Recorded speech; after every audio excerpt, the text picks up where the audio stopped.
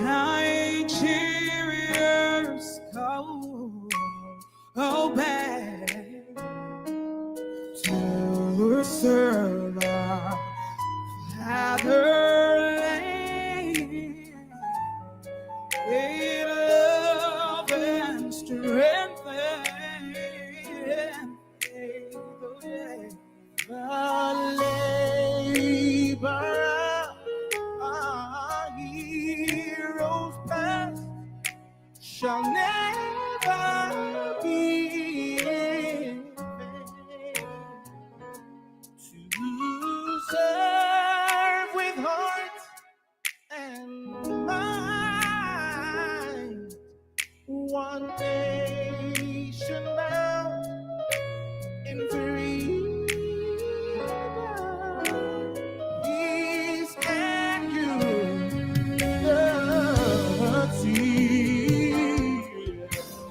Oh God of creation, direct our noble course.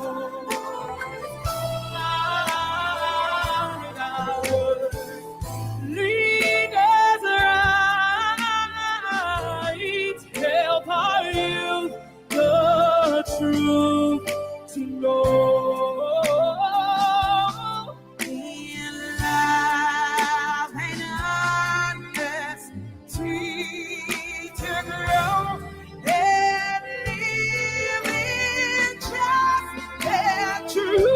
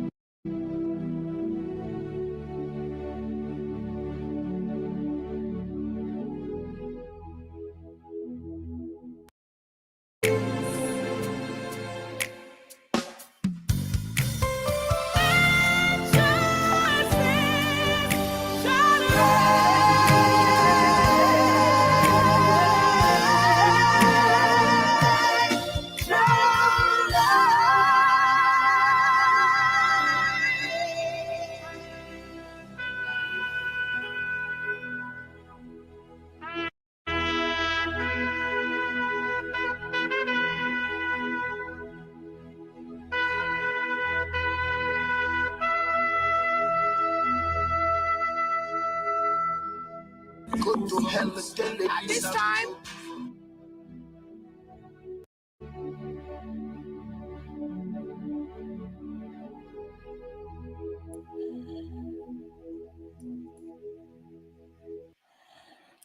Thank you for joining me again. Yeah, we are going to be covering the Simon Ekpa's this thing. That's, I wouldn't say it's his own. I think it belongs to the Biafran movement. So we are going to be covering that now. I'm just going to get some of the files so that we can be able to preview the events of the week. Because it was quite a spectacle. Okay, let's keep that under wraps first. So I have to welcome everyone. And thank you, KJ, for joining backstage. All the people that were on before. If you are listening, the link is on the chat. You can join us to have this conversation, and we should remember to try to be in our best behavior. Let's try to edify ourselves, because I think that's the least we can expect from ourselves, given where we are. Let's try to be civil with things. And this conversation we get a little bit funny, but it is what it is. Everybody has their own opinion. Every single Nigerian wants Nigeria to do better. That is it. It's not even controversial. Nobody wishes Nigeria to do badly. Okay. Let me correct myself. Nobody wants the people to do badly. So people truly want Nigeria to do badly. Let's face it. People is like Nigeria, zoo, and all the rest. But you can understand why. Nothing is working. What do you expect them to do? They feel like if Nigeria fails, they will have a chance to rebuild. When I look at that, I disagree with them, because I look at other things that are going on in the continent. And you look at the Cameroon, you look at Niger, all these countries are poor, starving. And surprisingly, many of them see Nigeria as doing better than them. The only country that can challenge Nigeria in terms of advancement is South Africa. Maybe Kenya will try to raise its head. Ghana will just put our feet on Ghana's head and put it down and shut up. Don't say anything. Pretend as if you never saw anything. So Nigeria, as much as people sometimes feel frustrated with the country, and the dream and the potential of that country, I'm not even sure many Nigerians know how important Nigeria is. Nigeria, when this Chidinma issue occurred, when they were arguing with Nigeria and all the rest, because I knew the history of the Bantu expansion and where it started from, that it was from Nigeria. When I tell the Bantus from South Africa that the people you are fighting against, you are literally from their land. When you are busy hating Chidinma, you are literally from there. And you are willing to fight that one, but you are accept a woman that comes all the way from Europe. That is Nigeria. Then you see African Americans traveling all over the world. Some of them are going to South Africa too. And many of them trace their ancestry to this spot we call Nigeria. This same space. And these same people. When I think it was Show, I said it earlier on, he said, why is it that Tinubu is running to the West to ask people for, was it Show or Black Flagship? It could be any one of them. Going to Igbo country to ask for help for money. When black people control about $5 trillion. Black people around the world, and many of them Nigerians. We control $5 trillion. Why is he not tapping into that in any way? The Ghana tried to tap into that a little bit. They made billions out of it. Ghana tried. But Nigeria has more weight. If Nigeria was pulling its weight, we don't need to borrow all this chicken change from all this IMF and all these people putting year conditions on top of us. All those loans is just bribery. They are using to bribe our leaders to do their bidding, as a reward for doing their bidding. It's not money we need. We don't need it really. If you go to, if we tap into the diaspora, Nigerian diaspora alone, the money you are going to pull in. The black people in America has about $2 trillion purchasing power. You add that to the purchasing power in Africa, that is about $3-4 trillion. Then you go to the other black diaspora. If you expand it, you know how many trillions we have at our disposal, but we are not tapping into it. But let's get on with this conversation, since this is the topic we are covering at the moment. Now that the illustrious panelists have joined us, these Nigerians, you have to respect them. They come here to discuss our issues and share opinions with every one of us. Let's respect each other while we are doing that. So I'll play this video that was shared generously by the Blackstone. I appreciate you for doing that. Let's go. At this time, we are going to call on the Chief Justice of the United States of Biafra, Attorney Jane Iwuze, to confirm this declaration.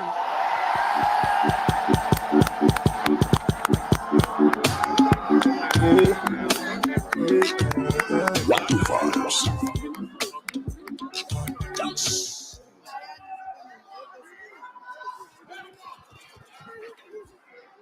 didn't read this 40 states before you performed. Okay, let's read it. Yeah. Fellow Biafrans, I hereby mention the 40 states of the United States of Biafra: Aba State, Adoka State, Afema Igodomigodo, Ahoda, Apakip Oro, Alanso, Aludo, Anioma, Branem, Calabar, Ebonyi, Ebube, Edo, Eda, Enugu, Epie, Esan Igodomigodo, Ezani, Iden Igodomigodo, Idun Ibon, Igala State, Ibani State, Ika State, Ikemba State, Ikom State, Ikwimisia State, Itayanan, Iwere State, Iwuroha State, Odumegu State, Obuya State, Ogoja State, Ohabuenyi State, Ohuku State, Okigwe State, Omambala State, Olu State, Owerri State, Kwa State, South Atlantic State, Uroba Isoko State. Welcome to the 40th state of the United States of Biafra.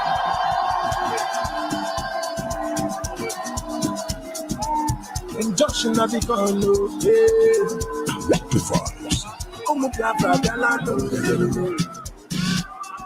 Thank you. We have heard of all the grievances that have been read here today. The untold hardship of our people that they have gone through, the lives that the lives that have been lost, the lives that we are still losing. As a member of cabinet, I stand here to affirm, on the basis of the grievances and of the referendum, for our forefathers, for this generation, for the next generation to come, I affirm the declaration and restoration of the United States of Biafra.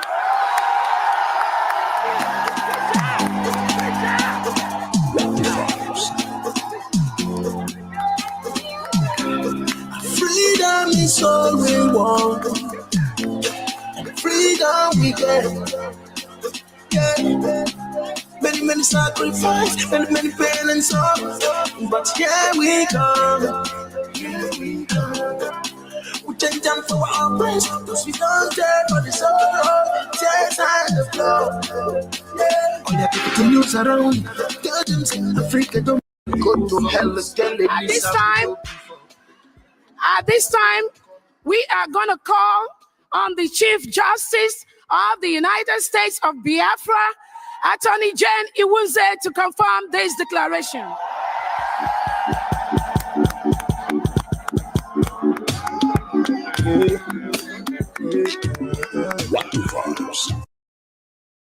All right, thank you. I think we've played it already once. We don't want to play it twice. I wanted to share something before we commence. When I see those people, our beautiful people, they are out there doing their thing. My camera was off. I didn't know. Yeah, they are doing their thing, and as sad as it is that they are doing, I believe they are doing the wrong thing. He says, but they are beautiful. You have to respect our people. Some of this stuff. I like seeing people work together, but in the wrong direction, though. So I will leave that for people to decide whether they agree with the direction they are going and what they make of it. Obviously, the head of the Biafran panel, KJ, is here. Welcome, KJ. Yeah, he has to represent. I don't understand. Do I deserve that title? You've heard it now. I thought you were going to play those women who were the Aqua Bomb dancers, the BBO dancers, all those people. I thought you were going to play them. I don't have the video. I sent it to the moderators panel. Okay, I will look for it. I'll play it when I just get it now. I will get it. Okay. Yeah. Okay. So yeah, go ahead. Go ahead with the question then. Yeah, what do you make of it now? Because they took Calabar. I don't know whether River State is there. Biafra. They just take people and put them inside the state. So Okay. all those things. Is that what you want me to answer, or you want me to No, talk no, no, about no, what? no, no. You just talk about it, whatever you want to talk about on the All right. subject matter. Here is my thought, if I may. Yeah. Uh, I know that the mere pronunciation of a thing does not start the state as a whole. You can raise flag. And when I was in Nigeria, I flew Ghana flag inside my car, for the duration of over 6 years. Nobody ever asked me, except my friends who are curious. And some of them will say, what flag is this? I say, it's a Ghanaian flag. Say, why are you flying Ghanaian flag? I say, because I just like what is going on in Ghana right now. They've said, take the bull by the horn, that they're changing their situation. So that at that time Ghana was doing very well, and I had their car as a support. I mean, I had their flag in my car as a support. Having said that, it simply means that here in the States, people are flying Ukraine flag, some people in support of Ukraine, other people are flying all kinds of flags. There are people even flying Iranian flags here. And the state doesn't bother, it doesn't bother them, what they are flying. You can host it in your house, it doesn't matter to anybody. So I will say this: I watched the event, I followed the event because I wanted to know exactly what's going to happen. I wanted to know how they are preparing. I wanted to know if they're able to take care of the media aspect. Remember, I manage media, so I wanted to know which of the media they have contacted, or are they going to broadcast live? Who is going to have their feeds? I didn't see that. Rather, what they made use of was the X space, and they made good of that. But for me, it wasn't good enough, or rather, I didn't think they achieved what they probably set out to achieve. Thank you, Madam Lu K. Now, I still appreciate what they're able to put together, but whether that is able to cut it for now, I don't know. Now, the other thing I will say is this: there are this media that ran around in Nigeria where they said Simon Ekpa denied being uh, the PM of Biafran government in exile, and I said that day that was not a true story. The very first day they mounted that, I said, I have researched every court room that I can get. I didn't see anywhere that he was presented in a courtroom and was asked questions. So that is a figment of the person's imagination. Because if that was the case, the group. I think it was somebody that put it on X. It was then the Arise News. No, it was a propaganda against someone. Yeah, no, it was a propaganda. Yeah, the person wrote it on S, and the Arise But they News, carried it to Arise News Nigerian carried news, it. and they kept carrying it. In fact, the national news kept carrying it without verification. Yeah. The truth is that if that was the case, then the group declaring the Republic of Biafra wouldn't have been addressing him by his name, Simon Ekpekiri, as the Prime Minister of Biafra, because that would be an evidence against him in the court. So that is aside. Whether they were able to achieve their purpose is only time will tell. But whether it was well attended by, and you see, some people, I listened to Arise News and they say it was low, uneducated people that are following this movement. I laugh at those people when they say that. That was something they said of Nnamdi Kanu. It was uneducated people that were following him. If you look at the turnout in Finland, you find out that they are not only low, but they are very highly placed, both Igbos and non-Igbos who were in that conference. So whether they achieved their result or not, time will tell. And I think it was beautiful, just like you said, because wherever you bring culture and people together, you must have a very good result. But whether that is what we need, I think the other way, and that is my conclusion, because I think I'm everywhere. I think the other way that Nigeria will actually help the Nigerian people is to sit down with these young people. And I'm not saying sit down with Igbos alone. Sit down with the Igbos. Sit down with every minority tribe that you can pick in Nigeria that has some form of agitation against the system, and ask them to give you a blueprint of what they think will give them a place of acceptance or fulfillment in the present arrangement. That's just a shortcut to get to where we are going. But the best thing is to sit with every Nigerian, draw out a new way of us interacting or living together. There's nothing wrong with that. for us to keep saying that the unity of Nigeria cannot be discussed. It's a fallacy from the pit of hell, meant to always keep us, separated and fighting one another. We need to discuss this thing. It is time. You are dealing with variables, moving variables. Human beings are moving variables. I like Paul today. Tomorrow I may decide I don't like him, and he cannot tie me to himself because I say, "Oh boy, I don't want to be your friend again." I'm waiting. So these are moving things. We are variable. We keep changing. If sometimes even with age, there are certain things you used to like before. Look, let me give you an example of myself. Surprisingly, this Thanksgiving, I never moved out of my house. But before, I had so many invitations. My wife was surprised. Hey, you're going. I said, I'm not just moving out of this bed. I'm just going to sit here. And that's what I did. Okay. So as you're getting older, your values and your citizens keep changing. We cannot say there's nothing that cannot be discussed. Let's discuss everything, get a good conclusion. Then we can get everybody's buying in and we'll have a better nation. Thank you. Thank you. Yeah, I found the video of the traditional stuff. We'll add that later.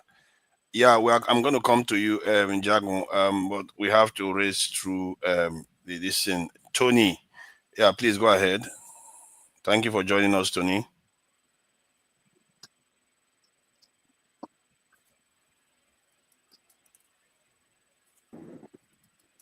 Yeah, thank you, everybody. Greetings to everyone on the platform and those who are listening. Yeah, I think I agree with the last part of KJ's submission that there's need for us to sit down and talk and discuss. We need to talk, and I don't think that we have a debt of. There's a lot we've been talking since, and so we have a whole lot probably just wasting in the cupboard that we need to dust. There's nothing that has not been said about our nation. There's nothing new, but I think that what is lacking is sincerity. People actually dealing with the various issues that are confronting the nation. And it's not just one section of the country. It's all over. Everybody is feeling the pinch of what's happening in the country. I think where we differ really is in the approach. And I'm wondering if you look at the amount of people that we have in Nigeria all over the world, and you see what's happening in Nigeria, the caliber of people that we have, both in Nigeria and outside, and a lot of them are doing real good stuff. It's strange that a lot of the problems that we have, we've been talking over and over, and some of them are not rocket science. Electricity, for instance, is one issue. Forefathers did talk about the Nigerian diaspora. And the country leadership knows that if you were able to properly harness the inflow cash, if they are properly harnessed, it will help the country a lot. But the government doesn't look that way, even though it has in the past said that the diasporan remittances have been on the increase. That's all they say. But there are countries where these funds have been well managed, and then the contribution of this crop of people all over the world is recognized and used in a way that will help to advance, or solve part of the challenges that we're having now. So it's not that we don't have the ideas or we've not been talking. It's just that politics, ethnicity, religion, and all that have mitigated a thorough effort to really strategize and get us to deal with the various issues that we are talking about. For instance, I talk about the Southeast, for instance. All these, the 6 geographical zones that we have, have 6 states. The Southeast, in fact, one has 7. The Southeast has 5 states. And nobody seems to talk about it. They are denied revenue from a state representation. Everything that will come to one state is lacking in the Southeast. And we've just continued as if it's okay. So that is a critical issue that we need to deal with. And so if you have a cry from the East that they are being marginalized, that is true. People can see it. And so across board, you can see VAT, for instance. You say I did say that I was going to be asking questions. So now I will start with this one. Me and my one I've started. Okay, point is, when you say the Southeast has been dispossessed or kind of marginalized in terms of infrastructure and stuff like that, can you not look at other regions that have the same stuff in Nigeria too? Is it only the Southeast? No, we can look at the Niger Delta. For instance, I wanted to talk about the North. There are places where you can't drink, alcohol is forbidden, and so on and so forth. And there are states where their VAT, is taken from there. And those same states that say they don't want people to drink and they harass people, but they take the VAT. They take the VAT. So why take the VAT? Why take the VAT? Because it's money, it's not alcohol. But you don't want. Does VAT only come from alcohol? No, I'm just taking that as an example. The VAT part.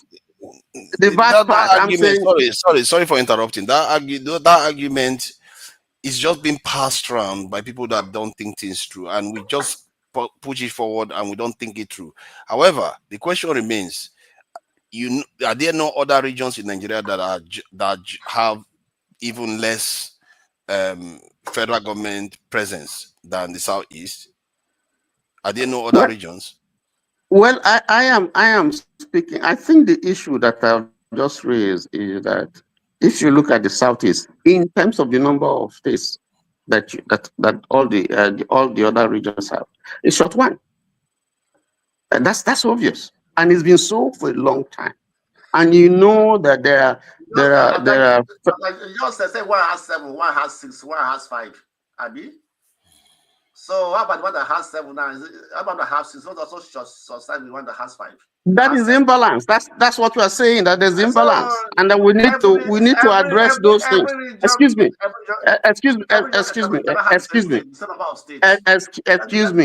Why? Excuse me. Why should one have 7? And then all the rest have. Hold on. The Blackstone, please. Let me finish. Let me finish. I mean, a state is a state. So if you have within a region, okay, you have some regions that have 7 states. Some have 6, or majority have 6, and one have 5. What is the basis for that? What's the basis? What's the basis? Is it constitutional? I've had a very, very long argument with some people that they should make it 6. Is the basis. I think they should make it 6 because it's not How only do by you land. No, the reason why I say that, have you seen many states they managed to create out of the Biafran celebration? I think it was 40 states or so. From that, so if they can do that, you can see a way you can make 6, because it just seems unfair. Let's face it. Other places have 6. I think most have 6, and one of them also have 7. Then why would you just only Southeast to have this 5? It disadvantages them in terms of producing presidents, in terms of and House of Assembly members and senators. You see what I mean? Revenue and so many things. Roads, infrastructure. So I mean, it's only fair on that front. Yeah. What's the basis? How can you defend it? So the point I'm making is that there are so many issues that we need, and everybody has issues that they can bring, to the table. So my point, what I'm saying, just in line with what KJ has said, the revolution cannot bring that. But we need to sit down and talk about, everybody needs to come to the table, and then you can bring your problems. And some of them are well known. But we shy away from those facts for whatever reason. And I think that's part of the problem that we're facing. Thank you. The Blackstone, thank you for joining us. Thank you for the video too. So what do you make of the, the Simon Ekpa this thing, Anyway, celebration?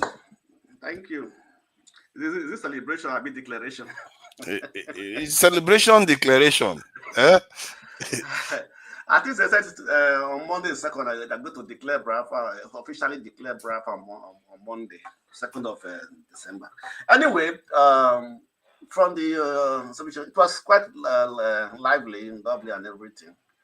But one thing that actually caught my attention is that the name of some of the states, like the Pupo, Abong Biafra, Urobo, Igudomi Godo. I want to know if any Igbo man can tell me the history of Igudomi Godo. That's the truth. Igudomi Godo used to be the old name of Benin before Igudomi Godo when it started. Yes, I mean the history of Igudomi Godo. Listen, I'm coming. I think I need to, say something here. It's not Simon Ekpa that created those names, so. Those names, hold on, sir. So you're asking the wrong people. Those names are brought in by those people from those communities. He didn't sit down. I see somebody say just a person. No, wait, excuse me. Are you not a part of the people that have planned it? You ask a question. When you ask a question, are you a part of people who plan Nigeria? Let's hear part of who plan Nigeria. Chino, so hold on. Let's hear finish. KJ, try to finish so I can carry on. No, finish, KJ. Go ahead. You can. These things they have done. It's not hidden. So if you have been following the activities, you have known how these things come. I follow this. I've said it many times. I follow these activities because I want to know what's going on. And so they got people from those areas who indicated the name of their areas and put it there. Whether it is a permanent names or not is yet to be seen. Like I said here, everything you see is a moving variable right now. Everything that is happening is moving. So let's not look for these people and crucify them. What I'm simply saying that look, I'm not crucifying. I just asked a question. No, I just asked a question. I said I don't know. I want to know that how that history could be good or not. Yeah, because I think the point you are touching on is that the states and the territories that were subsumed under this Biafra is not representative of the opinions of the people in that region, and it's even hardly representative of the southeastern people, because there's no real poll that has been carried out to figure this one out. So, but then to bring the others in, I think that is the thing that is a kind of, for me anyway, that's what I see. Already have a chief justice and everything. Were there any elections that they wanted to elect these people? Other than having position, no, it's the truth now. If you are to create a new nation, you have to be democratic. You say Nigeria is not democratic, Nigeria is this, and you are already doing. You are starting with your own opposite in different way. So what is the rationale behind? You have assigned people to different positions, right? And nobody know how you came to that conclusion. These are the people that so this is what we are talking about. You understand me? So when we are trying to blame one set of one thing, and we are doing the same thing, it's like the pot calling the kettle black. Again, I think there's a word called interim, right? There's a word called interim, right? Did they use interim? KJ, I'm not saying. No, because you see, when we bring all these things, we're making it look childish. I beg. These things are no. I don't know why you're defending a different opinion. Can we allow the spokesman of Biafra to speak? You have to respect. You have to respect his office. You need to stop it. No worries. No worries. After Blackstone, it's my turn, because I was taken out and came back in. Please. I'm not bothered with what you. No, you shouldn't be bothered because it's nothing to be ashamed of. Your No, belief. I'm Igbo, and so every Igbo man is a Biafran. So I'm not bothered. They've called me IPOB, and I mean, am I bothered? Not every Igbo man is a Biafran. I'm sorry to say. Every Igbo man is a Biafran. Every Igbo man is not a Biafran. Every Igbo man is not a Biafran. Igbo man is a Biafran. I am Igbo. I am not Biafra. Anyway, according to for his own opinion, every man, one vote. So for his own opinion, one man, one vote. So forget about arguing with them on the other. What does that mean? It's one man, one vote. So you take to your own opinion. Let's allow. Okay, let's allow it to go a bit so that they can get to other people. You know, Madam Luke has been waiting. I think go ahead, please. Let me. Blackstone, try to get to your. You made a good point about democracy, though. So go ahead. So anyway, they have the right to. For me, what I was also thinking of, what is the diplomatic implication that if Finland can give their platform to a group of people that try to succeed from to use as a platform for them to declare. Because if that is happening in Finland, they will not take it. If a part of Finland say they want to succeed from Finland, they will not take it. They will not stand for it. They will fight against it. So what is the diplomatic implication of that? Thank you. So that's one of things that also in my mind I was thinking of, because I don't know, but just for me, that is like, if a country cannot accept seceding, a part of this seceding from their country, I don't see any reason why they also give a platform to people who are trying to secede from another country and be there announcing, declaring it, and the government is not doing anything. So that's just because through Biafran war, they supported Biafran war by telling their children to eat and remain one plate of food for those that died in Biafra land, and they're also the one who threw our national anthem. Is that why Finland is giving their own? Because they are not Israel like you. It's a free world. I'm not asking you. Don't interject him. No, it's not a free world. Because we need to get to a diplomatic relationship. There's a diplomatic narrative to everything. That just is a free world. You understand me? If I come to your house, I come and do something that you don't like, or maybe I'm fighting against your own friend, and I come to your own house and be fighting, and then be doing it, will you accept it? Let's be realistic now. I'm not really talking about politics or things like that. It's a free world. What's not that free like that? What's not a free world? Because your country does not have any diplomatic. Okay, finish your point. Don't be asking him questions now. Nigeria has a diplomatic relationship with Finland. Please don't be sure. He's asking questions, so someone. Yeah. He shouldn't be. See, don't be asking questions. You're gonna be answering. I'm not turning it to you now. I didn't mention your name. Sorry. I need the only one in the platform. I want to answer me. This is getting. Okay, thank you. Thank you. Continue. I stop here. Thank you. Wow, you every time you talk, this was getting like jagged all over the place. Madam Luke, welcome. You're supposed to call me, man. I always have to push in like this. Why can't you see me? It's incredible. Okay, you know what? Now I see you. You see, the thing is, we started a new session, Jago. But since you decided to enforce your right to own that your position from the other session, I'm here. Okay. I'm here with everyone else. Okay, I will accept it. Okay, please go ahead, Jago. I thank you.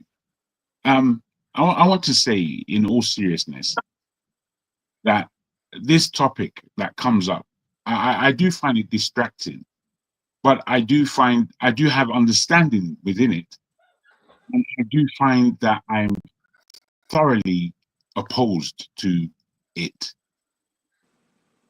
There's something I sent Forefather into the private chat. Can you please? It's just a clip.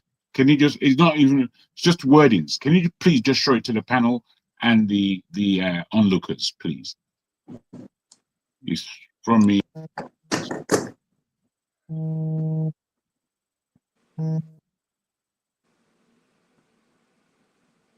Can you see that? Shall I send it again?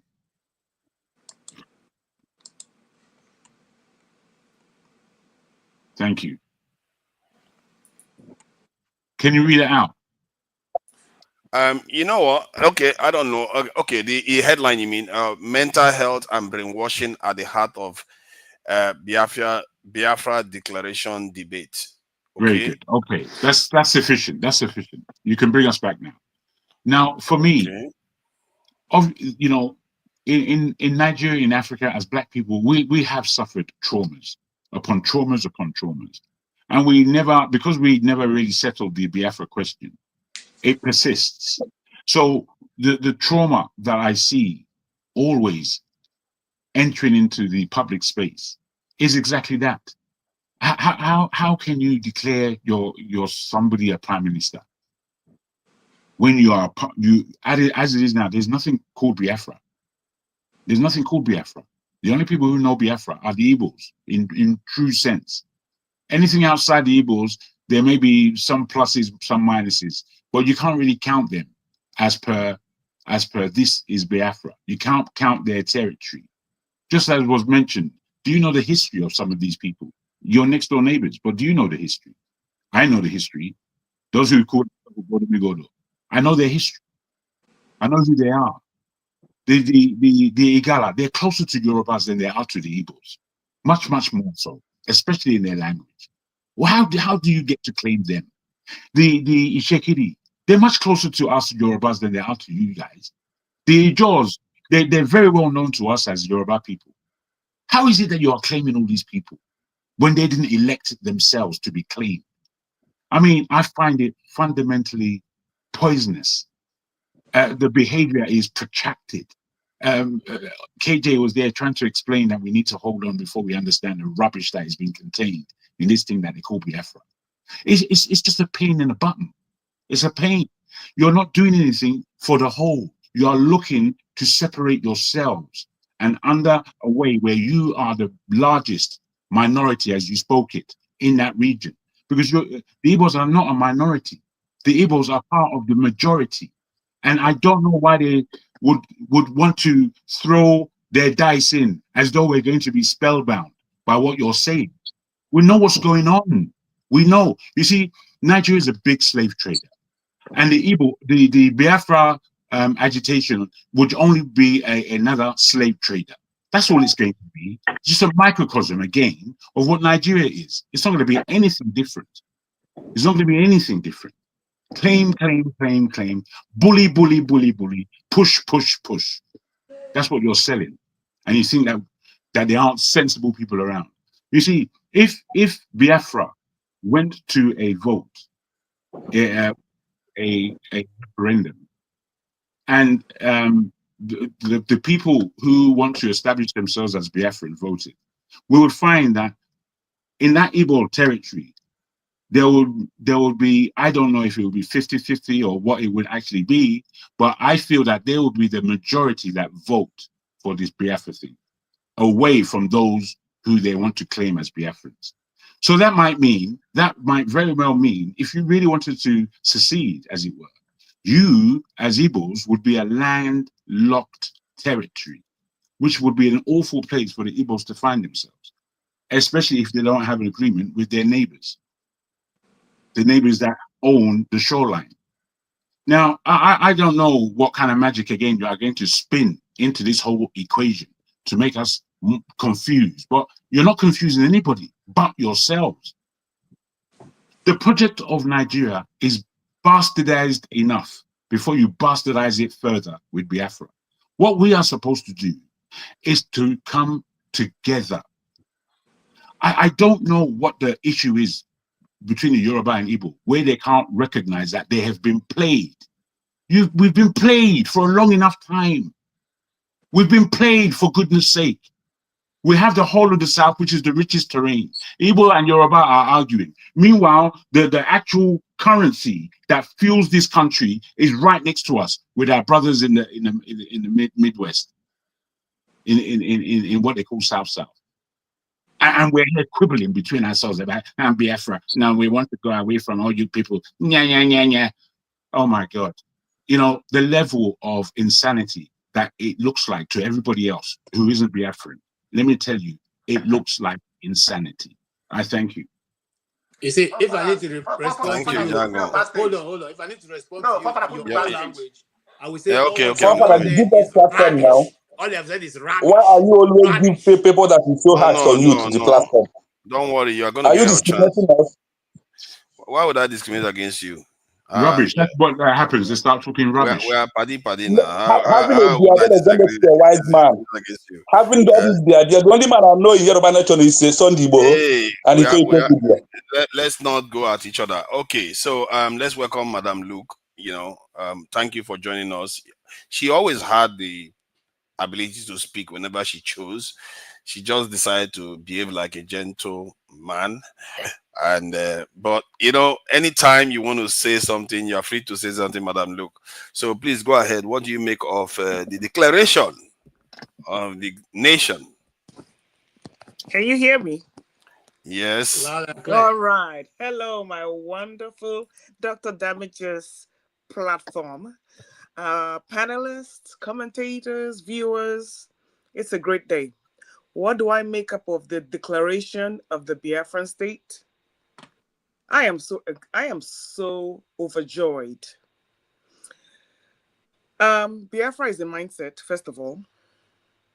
It is not only an Igbo-minded thing. Maybe it has its origins in the Igbo culture.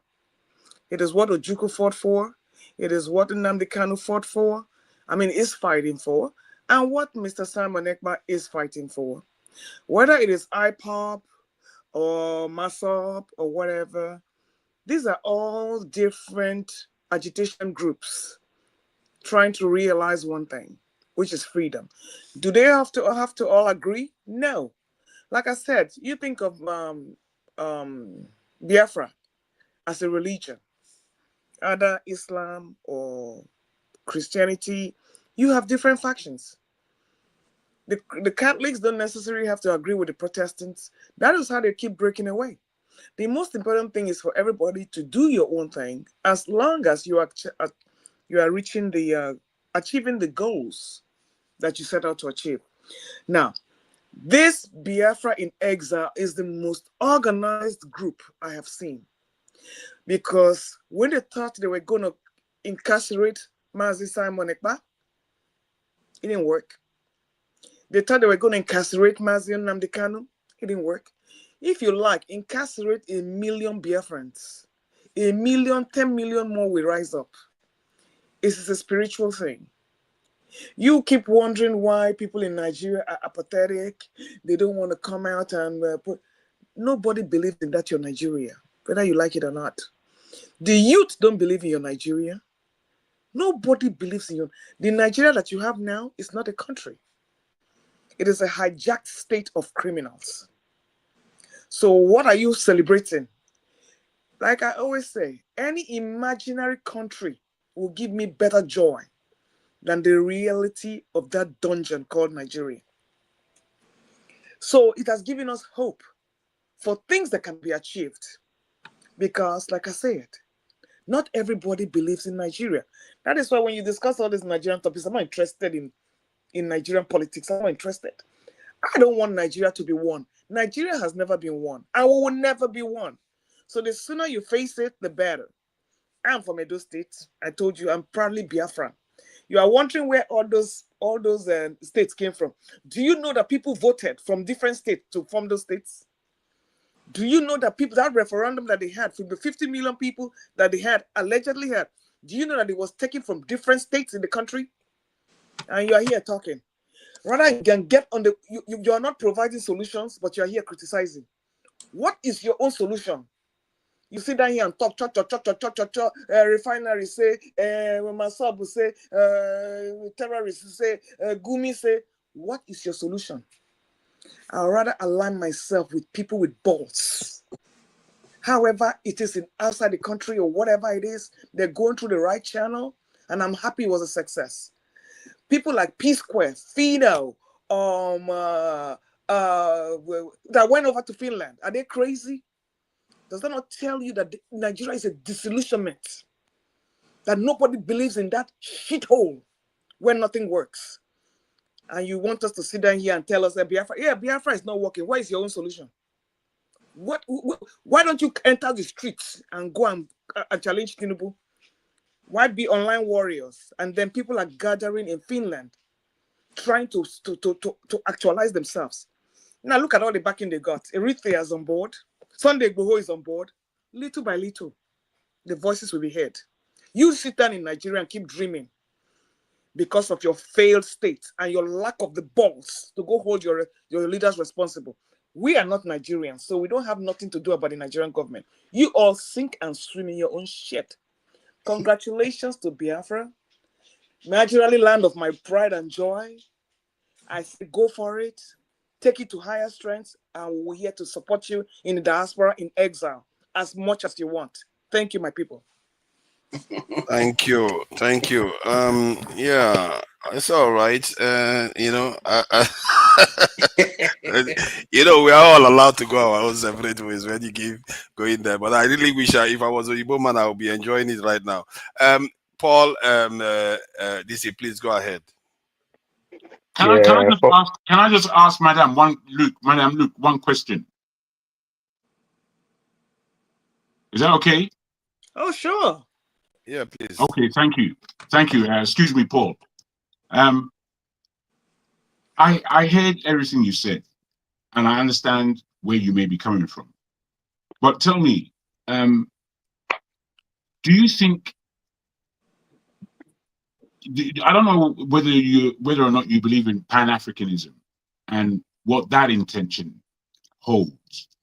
And do you think for the East or Biafra to break away in any format it does is forward thinking in the Pan-African context? Do you understand my question? Number one, Biafra represents everything Pan-Africanism represents.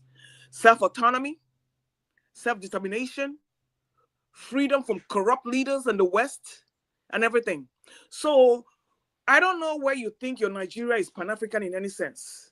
No, I don't. I didn't say that. I didn't say that for a second. So, put no words in my mouth, please. Okay. I'm asking you just a quick question. I know what Nigeria is. I don't need telling by you.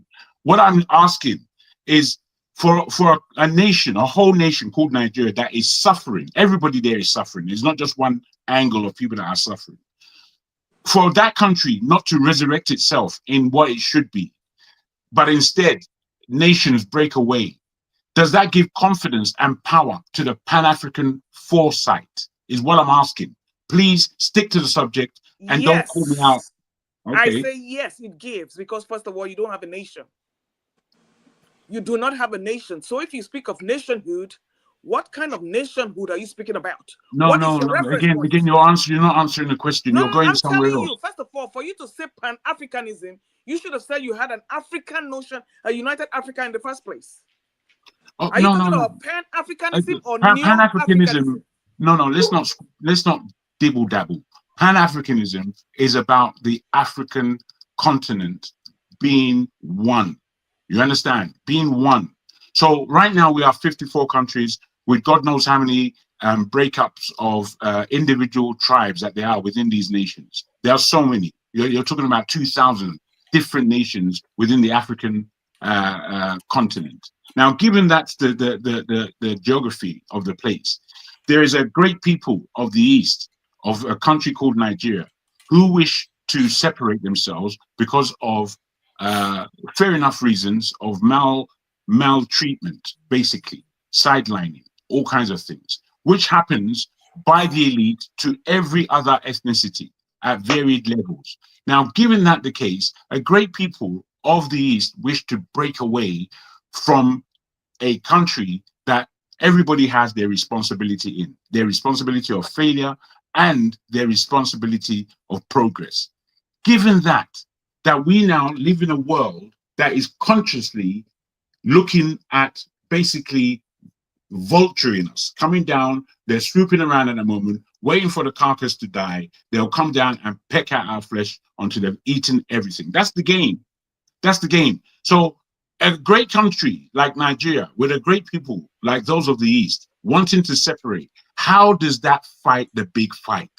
Is my intention, is my question. Because we've got serious things in our hands. We may be... You're telling me not to put words in your mouth. But I'm repeating what you're saying. No. I want you to take me at my passion. No. You said a great nation, a great country. What is so great about Nigeria? Nigerians are so great about Nigeria. Nigerians themselves, the individuals of us, those who have us, our parents who brought us to the stage where we can speak. If that's not great to you, madam, you asked me a question and I'm answering it. If that is not great to you, that we as individuals stand up anywhere in the world, largely because of our parenting, largely because of our cultures, largely because of the instructions that our parents gave us, we can stand anywhere in the world, my dear. For me, that is extremely special. And it says that the people of this nation can do things. Now, breaking up would make us weaker. It will make us weaker. So I don't know why you don't get that from me. And that's what I'm trying to put to you. It's not no hate. It's not no this or that. It's that we as a people are fantastic and we just do not recognize it. So what we want to do is to become weaker than the parts of who it is that we are. Simple things. And thank you. Let me just add quickly to this since it's getting interesting. Oh, it was interesting before, make no mistake. But point is, Mr. Fofadas, Mr. Fofadas, please wait. Mr. Fofadas, okay, go ahead. Let me round up and then because you all know the get end. Hey, you see that? That's Jojoro. That's Jojoro there. He won't let me talk. Let me finish and I'll leave. Okay, then go ahead. To Mr. Jagun, as individuals, we cannot succeed. We have to find an organized group. And that is what this Biafran in exile has been the most organized. They have their act together. And if you say it's going to make us weaker, who is us? You're already a vanquished nation. You have Oduduwa. Us is me and you, girl. It's me and you. Oh, no, that's the us. I'm in Biafra, please. It's not me and you. I'm in Biafra. Okay, I think it's my person. I think it's my turn. No, let me be clear. This is interesting. This is interesting. So, as an adult person, just let leave it for a bit. Don't worry, you have your chance. They're not imaginary people. So okay, I think it's. Take it over. I said we will disintegrate and we'll be stronger because the contraption we have now is even weaker because some of us have no voices. Thank you. I'm sorry. Okay, I think it's my turn. Let me just 10 seconds. Give me 10 seconds. I'm going to work. I'm on a night shift. I'm sorry. See, I'm sorry to say that no matter how you look at it, the equation shows that if you try to break up smaller, you will fail, and we failed before already. It's not even up to question anymore. And secondly, this thing that we do that say Nigeria doesn't give us anything, but yet when armed robber hold you, we are willing to sacrifice that life, sacrifice all your property to save that life. Nigeria gave you life. Gave your ancestors life. Sir. Nigeria didn't give me life. God gave yes, me you will not be born. You see, when you say that, let me say this. That land, hold on. It's not Nigeria as a name. The land. No. Now you're trying, the people that you're trying to Nigeria give you life. You not. Hold on, calm down. Because many of us are very happy. Many of us are happy to go to the West and celebrate that they gave us food. They celebrate that they gave us education. But the place that gave you life, even your blood, has this in malarial, resistance, mutation because of that land. That land has done a lot, giving you life. If you not value it, it's up to you. And there's a reason why people fight for their heritage. They fight for their land. If you depart yourself from your own place, you will be cursed. Forget it. You will fail. And you keep failing. Do you know how many people have died in Russia in just the last 2 years? Or Ukraine? The sacrifice they are making for their land. And they died in the millions in the Second World War. And they carried on. You don't see them making excuses. Oh, let's kill each other. Let's kill each other more and more because the land didn't give us life. That land is taking their life and they are still calling it Mother Russia. But it's okay. Let's take what we've got for granted. Can I come in now? Please, can you just give me, please, 2 minutes. I'm going to work, please. Me myself, can you just give me 2 minutes? Oh, 2 minutes, you will late. 2 minutes, myself. Okay, go ahead. I've got to go to work, man. I'm on night shift. Go ahead. All right. First of all, I want to start with my brother who's talking about Nigeria giving us life. Brother, you people need to stop misinforming us. You have big platforms and you use this platform to dissipate incorrect informations, and that is not good. First of all, I don't know if you guys do it deliberately or you're being paid to do that. That's wrong. Nigeria did not give us life. We came from somewhere. I'm a Biafran. I came from the eastern part of Nigeria. Nigeria is 60-something years old. Biafra is over 60-something years old. Okay, Nigeria hold put on. If together, Nigeria excuse didn't give me. you life, was it not in Nigeria you were born as a nation? No, sorry, hold on. You are muted. Was it not in Nigeria you were born? I was born in Biafra. Nigeria that you're talking It's the same about was thing. amalgamated. Boss, listen, please. Amalgamated 1914. It's just 100 and something years old. Biafra has been existing for more than something years old. I'm a descendant of people that have been Biafra before the amalgamation. Okay, now, hold on. You know what he said now? Biafra has been existing long time. Do you know Biafra is barely 70 years old? He became a thing after 1966 war. You were an Igbo man first before you were Biafran. So if you don't even know your own history.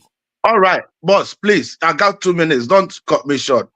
Yeah, go ahead. Biafra, that name Biafra is a problem to you guys. Okay, I'm not mentioning Biafra. I'm an Igbo person first before Nigerian. So don't tell me Nigeria gave me life. I'm an Igbo person. So whatever name you want to give that, you give that. That is fine. You understand? But Nigeria did not give us life. We come from somewhere. And that is one. Now, that is on your part. This my brother here that takes over this space all the time, the Jamaican man that claims that is Yoruba man. He keeps mixing up things. Pan-Africanism has nothing to do with the amount of countries in Africa. Boss, Pan-Africanism has nothing. Listen, please, boss, it has nothing to do with the amount of country in Africa. It's the amount of country in Africa that believe in the same ideology. We all cannot leave our country to become Africa as a country, a continent. Even in Europe, America, Asia, they have different countries that believe in one thing. That is what Pan-Africanism is. You people stop messing up our heads here. And you're talking about Nigeria. Every time you say you love Nigeria, the Igbos are the most intelligent, the smartest people in Nigeria. Take it or leave it. But why is it that these people have never been given the chance to look after Nigeria, make Nigeria great? All the time you people take lunatics and mad people and yet you're talking about making Nigeria great. How can you make Nigeria great when you have people that... What's happening to his audio? Nah, it's the cartoon. Never leave this power, then how do these good people you're talking about get into power to change Nigeria? That's all I have. Thank you. Thank you. Jagun, I didn't know that you're from Jamaica. The idea that when Nigeria gives you life, excuse me, Igbo is a subset of Nigeria. Excuse me, forefather. You know, forefather, you are the controller. You are the everything. You know that you don't like abuse. You don't like abuse on the show. Forefather, stop. Let's pause. Stop fast, forefather, stop. Okay. Wait a minute. I just want to say something. Forefather, let Paul go. You know that abuse is bad. Let him go now. Let him go. We know. Why? Paul, go ahead. Let Paul. Why would you allow people to abuse me and you don't block them? You don't stop them. Why would you allow it? And then when I become abusive, you want to call me out. It's not a big deal. He just said that you're Jamaican. Who said it's not a big deal? To who is it not a big deal? Okay. I'm sorry. This Biafra name you continue hearing. Okay. You continue hearing Biafra. Okay. Going away, Michael. Okay, I believe it's my turn. Okay. So let me just use common sense, like as former Senator Ben Murray Bruce would say. The United States of America today, I just want to deviate a little bit. One of the things that make the United States of America strong and great also contribute with their size and the strategic location that they also use with their size. They bought Alaska, I think 1885. They bought Louisiana, Arizona, California, Nevada, the popular Las Vegas that we talk, the New Mexico. These are vast land and every other thing. I think Arizona is the sixth largest land demographic in America. Alaska is number one. California is number three in terms of landmarks and also the people. And there's the strategic location in terms of water, sea. Luckily, after many years, they discover oil in places like Alaska. They even bought Louisiana from France and every other thing. So we thinking we want to bring ourselves down. I don't really think it worked very well.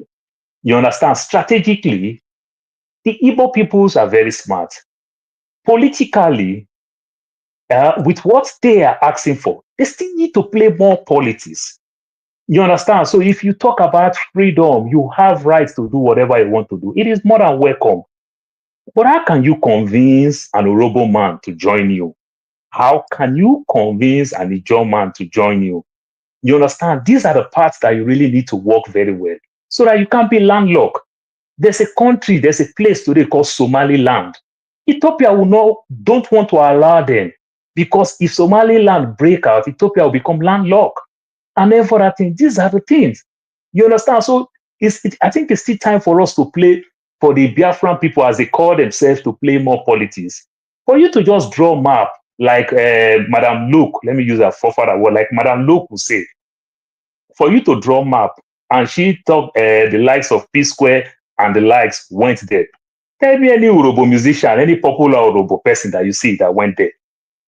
Tell me any popular Isoko person that you see that went there. It's like the same thing called Olu of Wari. When you use the word Olu of Wari, and Wari, do you understand, is made with Urobos, Ijaw, and Ishekiri. And that Olu of Wari. Una get money to travel. And that we don't get money, but only me get money to travel. Agree, we don't get money. But that Olu of Wari that you talk about, you understand, in Wari, that made of 3 major regions. And you can see the Olu of Wari, there is no Urobo man in his cabinet.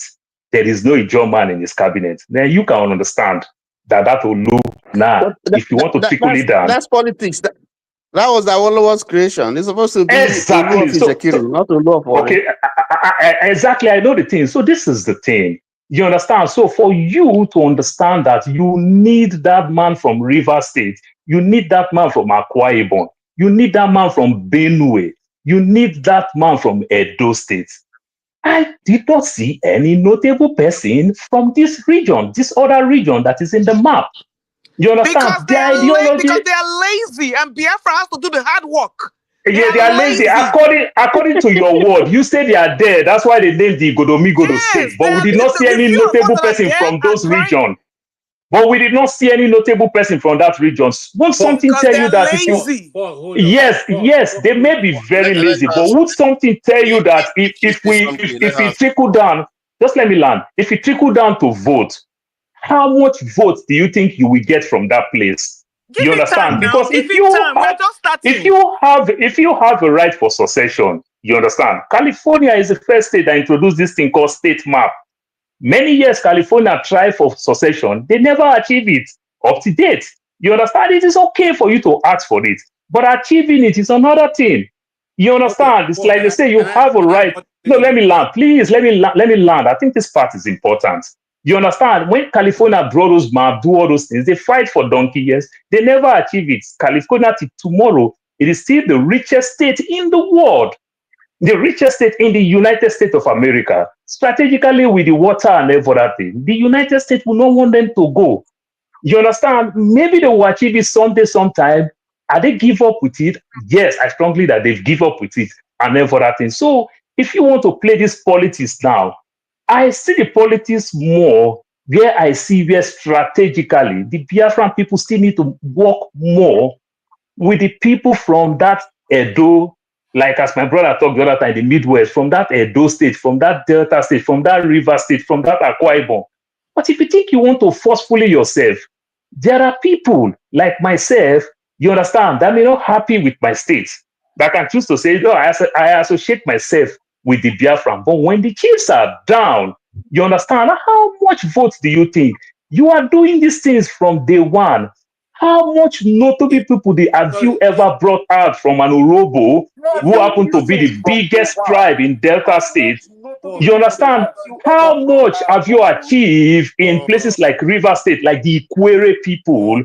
You understand? The Calabari people? How much have you achieved? Notable people from those regions and never that thing. So talk, it is cheap. Go ahead. I'm trying to help you so I don't make more mistake. Unless Ndibo, the next chairman is coming from River State. If I come from, he's a Ikwere man. That's one. Two, if forefather had played the videos, the cultural dance steps, and the people who spoke in their traditional languages in that conference, you will have heard maybe your language or other languages you are calling. Thirdly, KJ, you are playing politics with Ohanese. When you play politics, every time Ohanese do that thing, it is the Anioma people. It is just that small part from their Sabah side. You understand? The majority ethnic group in Delta State is the Robos. Mr. Paul, you always run to go Mr. Paul. Example of California. California is a state. It's not being controlled by the federal government. Nothing that's happening in California that is being controlled.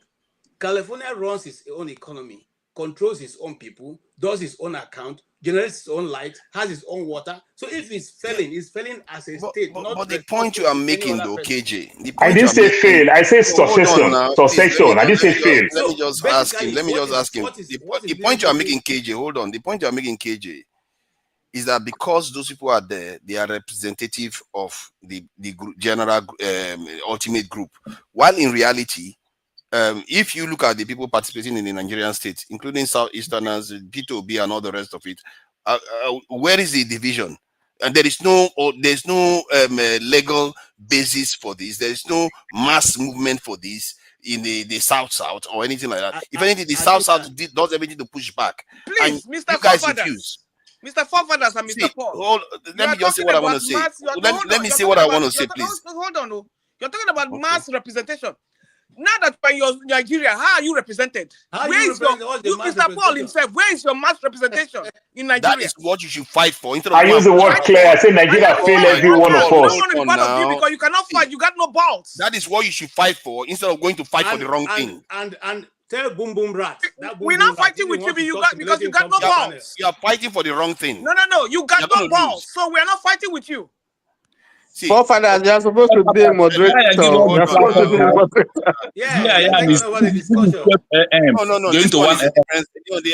told you now. The first session, I'm going to keep quiet most of the time. The second session is not have your say; it's have your truth. It's the truth. You have to come with the truth. This is not have your say. You have to prove anything. So when you use that example that people are there, it doesn't mean anything. Because the overall population are not even close to being in support of it at all. As a matter of fact, what you are creating is animosity on the ground. Any South person, and most of them anyway, when they see that stuff that she's doing, they are going to be more angry with a fellow Igbo man that has not done anything to them. Making a fallacy. They are not representative. They don't represent me. Forefathers, can this thing go in orderly so that we can all cope? They are representative this thing because I live in a property. Hold on, I live in a property in Port Harcourt that was taken from Igbo people. What are we talking about? These people are angry with Igbo people. As the Kadaga Boro try to secede from Nigeria because of Igbo people. The property you lived was my father's property, right? I don't know. You are making a confession. Forefather. So my father's property that I've been looking for, you are the one that took over it. Oh my God, you have entered problem today with me. Officially, forefather, listen, thank God for this discussion. So my father's property in Port Harcourt that was seized, so you took over it. Not new. Hold him. It's the landlord we are staying with. So I know. Okay. No wonder you don't want me to talk. Now, haven't you seen? So you took over my father's property in Port Harcourt? See, Onyeka came on TV and talked about it. This is true. When they say that, I know because I've lived it, I've seen it. So, and these people, when I tell you that these people are not for Biafra, and they are going around saying these type of things about them, what do you think they're going to do to Igbo man when they see the Igbo man on the market? They'll say, look at what you guys Forefather, send me the rent of that place. Send me the rent of my father's house you took over. Sorry. Yeah, don't worry. I think you have to. Let me talk. Let me take my turn now. There is order. Madam Luke said something that was me bored. I nearly spoke. Hold on. Forefather, it's not his turn. I want to answer what you've said. Yeah, it's not his turn. What you have so said calm down. is what I've been talking about. It's called fallacy of generalization. You want to just generalize because you think these people who have been working behind the scene, none of us talking here know what Samekpa and his group have been doing behind the scene. None of us here have an inclination of how they got. Yes, please. We know they didn't carry out the referendum. No, you don't know. You don't know. That's the truth. I know. AJ, no referendum. You don't know because you're not paying attention. Let us not assume things. You see, KJ, do you know how we also think towards your Biafra? Do you know how the Robo think towards your Biafra? You don't know. You don't know our thought towards your Biafra too. You don't know. Urobo is in Finland. Those who believe in Finland. He's going to make a defense out of thin air. He said we don't know. Do you know? Do you know that we don't know? That is the opinion. How do you know, KJ? Because you assume you know everything. So continue. No. How do you know, though? You told us that we don't know. Fair enough. Okay, we don't know. Do you know? Okay. Ridiculous argument. He's going to cry injustice. You're not able to defend this thing, and you can't defend it like that. Forefathers, you are not treating me fair. Father is not bothered. Hey, let you know to talk now. Let's not marginalize it. Is it his turn? It's my turn. It's my turn. You're not bothered if it's not Igbo. Once it's not Igbo, okay. Once it's any person, all of you will draw out your knife. You will begin to ask. Why are you talking about? I was in a debate yesterday about Yoruba people saying that the best in Nigeria. But you are talking about your land. In your land there, where you have oil wells, all the people mining the oil wells own it from the north. You are not bothered. The same thing is they don't own it from the north. You'll be so bothered about it. They don't own it from the north. That is what you are concerned Eze owns oil. There is a lot of Nigerians in the south that owns oil. Let's not pretend as if we don't know. And then before you talk, Mr. Jago will come and say it's all rubbish. And but what he talks, there is no rubbish. What's the matter, KJ? No, he's very KJ, logical. what's the matter? What you got against me? Every word I use has meaning. If you can put those words together and string up, but you can't just strip it me. Nah, man. In the end, we are not learning from history. We are about to repeat it. If the Biafrans get their way, they are going to. How you keep timing me out, man? Don't. No, because I want to go to Chinonso. Chinonso, please go ahead. Yes, I still greet everybody in the house, no matter what's happened. Oga Paul, I always respect you, and that is whenever you're talking, you see me, I won't say anything. Because sometimes I like you to say all your mind. Yes, and so when I want to say, my mother would allow me to say my mind. It's all about in life, one man, one vote. Being on social media, on this platform, doesn't make that I have sense more than another person, or I am much important more than another person. Those who are in Biafra government in exile, they are not more important more than you all that they are here. But they have choose what they want to do and how they want to do it. Any child that you give a birth today, the child must start from sitting down before he will start crawling and before he will start walking. And when he starts walking, he start learning how to talk. After that, he will send this child to nursery school. He will start playing. After playing, he will get to primary. He's also start playing. He go to JS1, he will play it. He get to something like SS3. He get to JS3. Then he will now get more serious. That is where we are.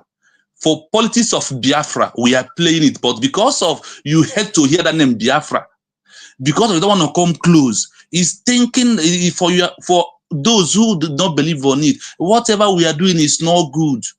The only good is what you think and what you want to command me to do. But you don't think of where is my food. That is why I said you have APC, you have PDP, until you get to the winning party. So if my winning party is Biafra government in exile to restore me Biafra, please allow it for me. It doesn't call for fight. Because of you don't believe I am a Roman Catholic, you are Cherubim and Seraphim. It doesn't call for fight. It simply means I like Catholic Church. Why you like Cherubim and Seraphim? Why you like Christ Embassy?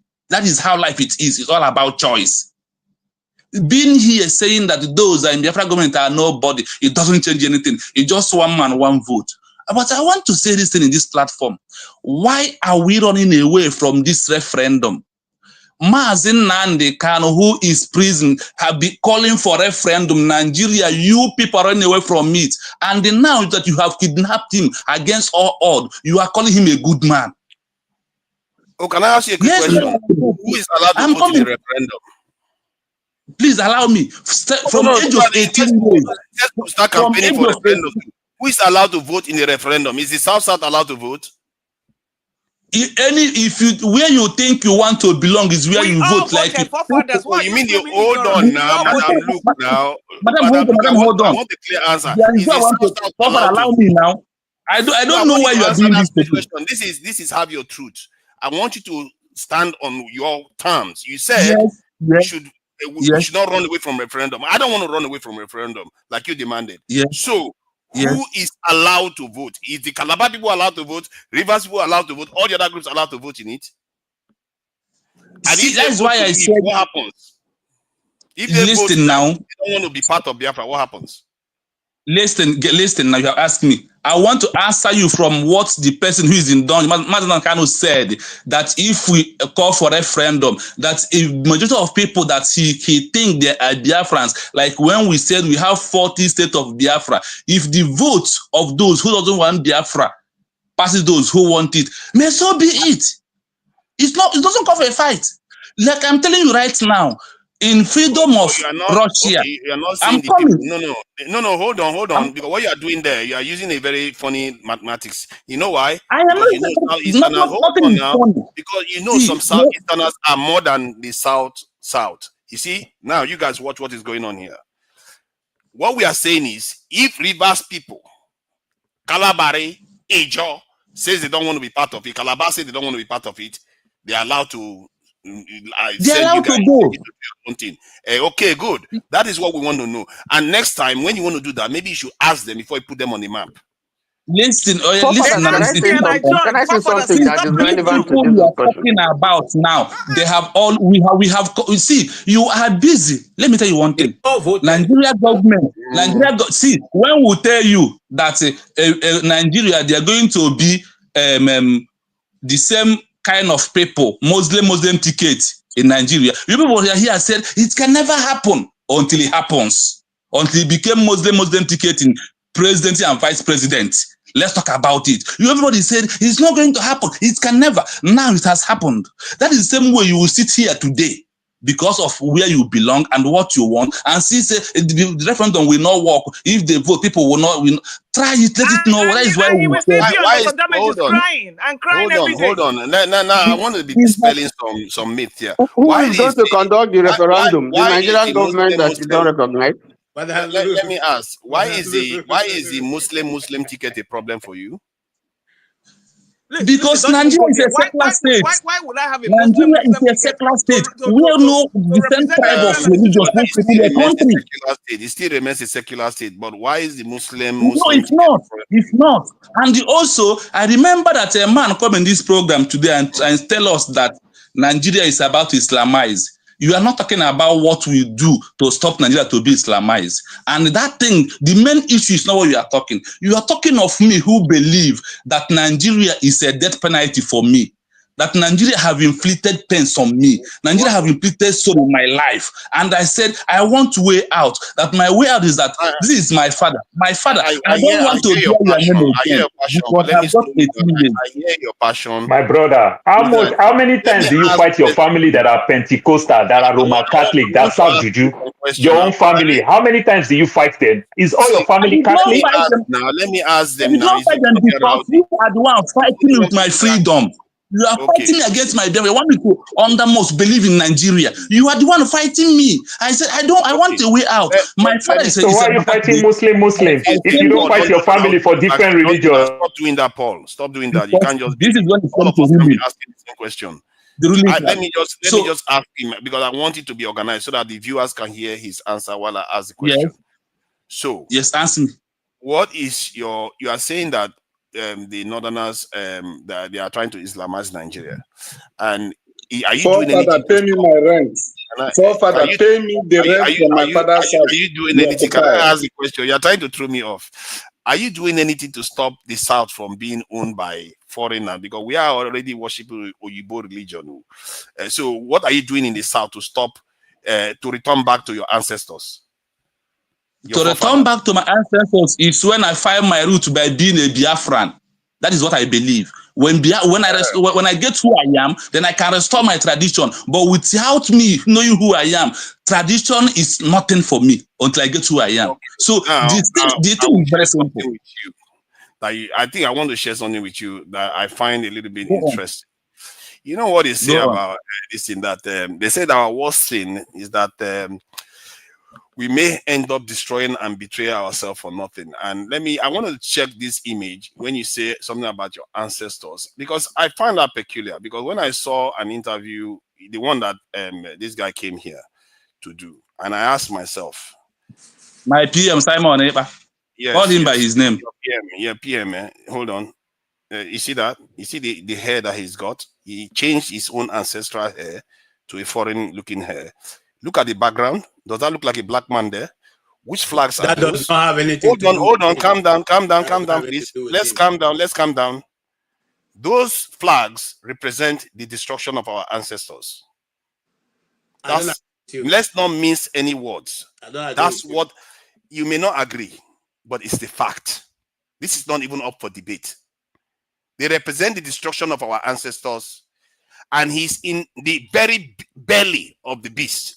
Mr. Forefathers, please stop derailing our nations. Can you have had your say, please? Please stop derailing. This is serious. Mr. Forefathers, stop derailing people from what we are saying. You can't be let me tell you, this is the flag that hold on. Our people's life are at stake here. You can't be in the belly of the beast that came here, destroyed almost everything we've got, including the damage that is happening right now with this Biafran issue that you're talking about. You don't even know the people that funded all the events, the wars that destroyed the Igbo lands that you're talking about Biafra today. Who were the ones flying those aircrafts? Who bought those aircrafts that they were using to bomb the Biafra? These people, you went there and it's flying their flags. Like I said, we are a lost people. Forefather, all that you are saying doesn't mean anything to us, because it may not mean anything to you. Yes, because logic doesn't mean anything to you. Listen, logic doesn't mean anything to you. Listen, you want to repeat history. Let me also educate you, Forefather. Any guy who is above the age of 25, his father or grandfather or uncle must have told him the story of the Civil War, person-to-person account. No Igbo man. Did he tell him the bombers? Where the bombers came from? Did they tell him? Yes, we know. We also know. You know. Then what are you doing about it? Are you not there? Are you not there now? Now let me. You see. Stop carrying propaganda. Stop carrying fake propaganda.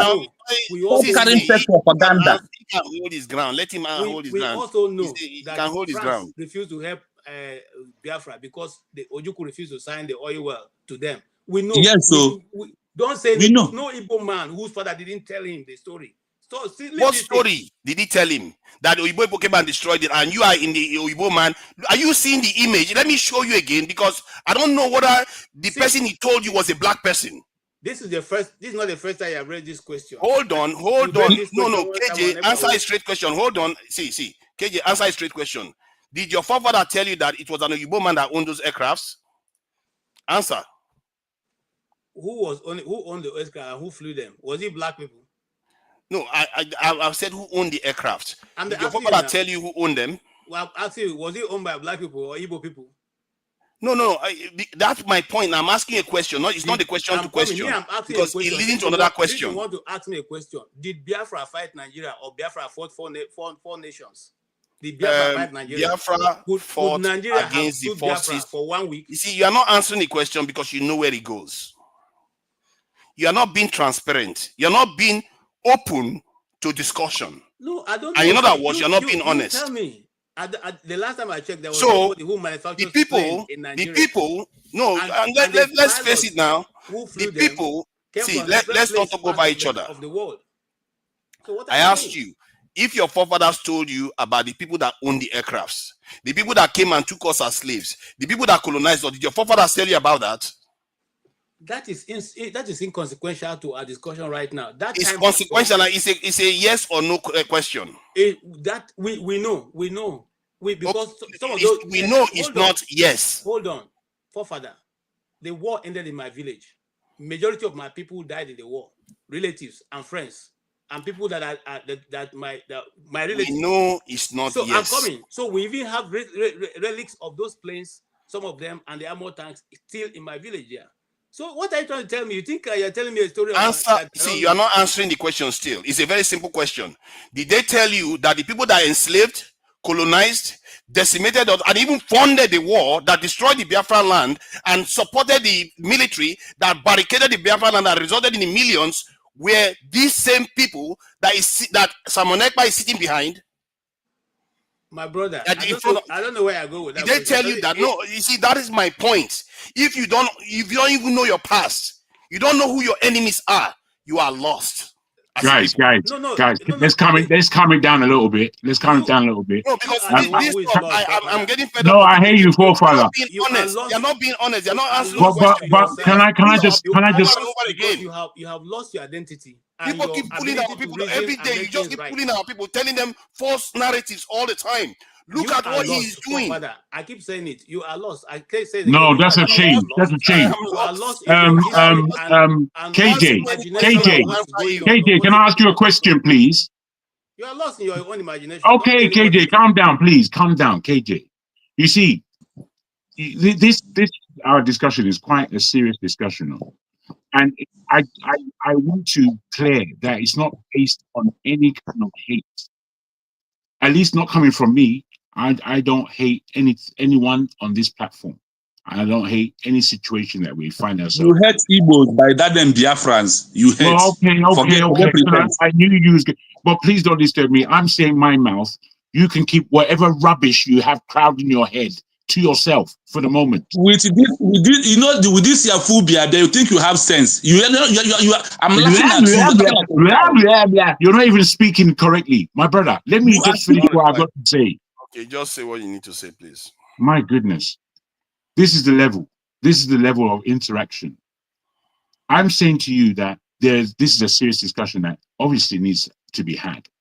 This is we're talking about a breakup of peoples who have regarded themselves, no matter how tenuously, as a whole people in one form or the other. In that, I think we should try and take each other quite seriously. And I feel that when we are bringing arguments upon this thing, we can't just be defending nonsense. We have to bring legitimate arguments. We can't launch into personal attacks. We have to defend the legitimate argument. Now, when we find ourselves talking over each other and bursting in, sometimes it's because of irrationality at one point or the other, but a lot of the time it's because you just want to block what somebody wants to say. That's all. You don't want to hear it. And I think that's a very unfortunate position to call communication. Now, I'm saying this because of the way the last communication went with Forefather and KJ.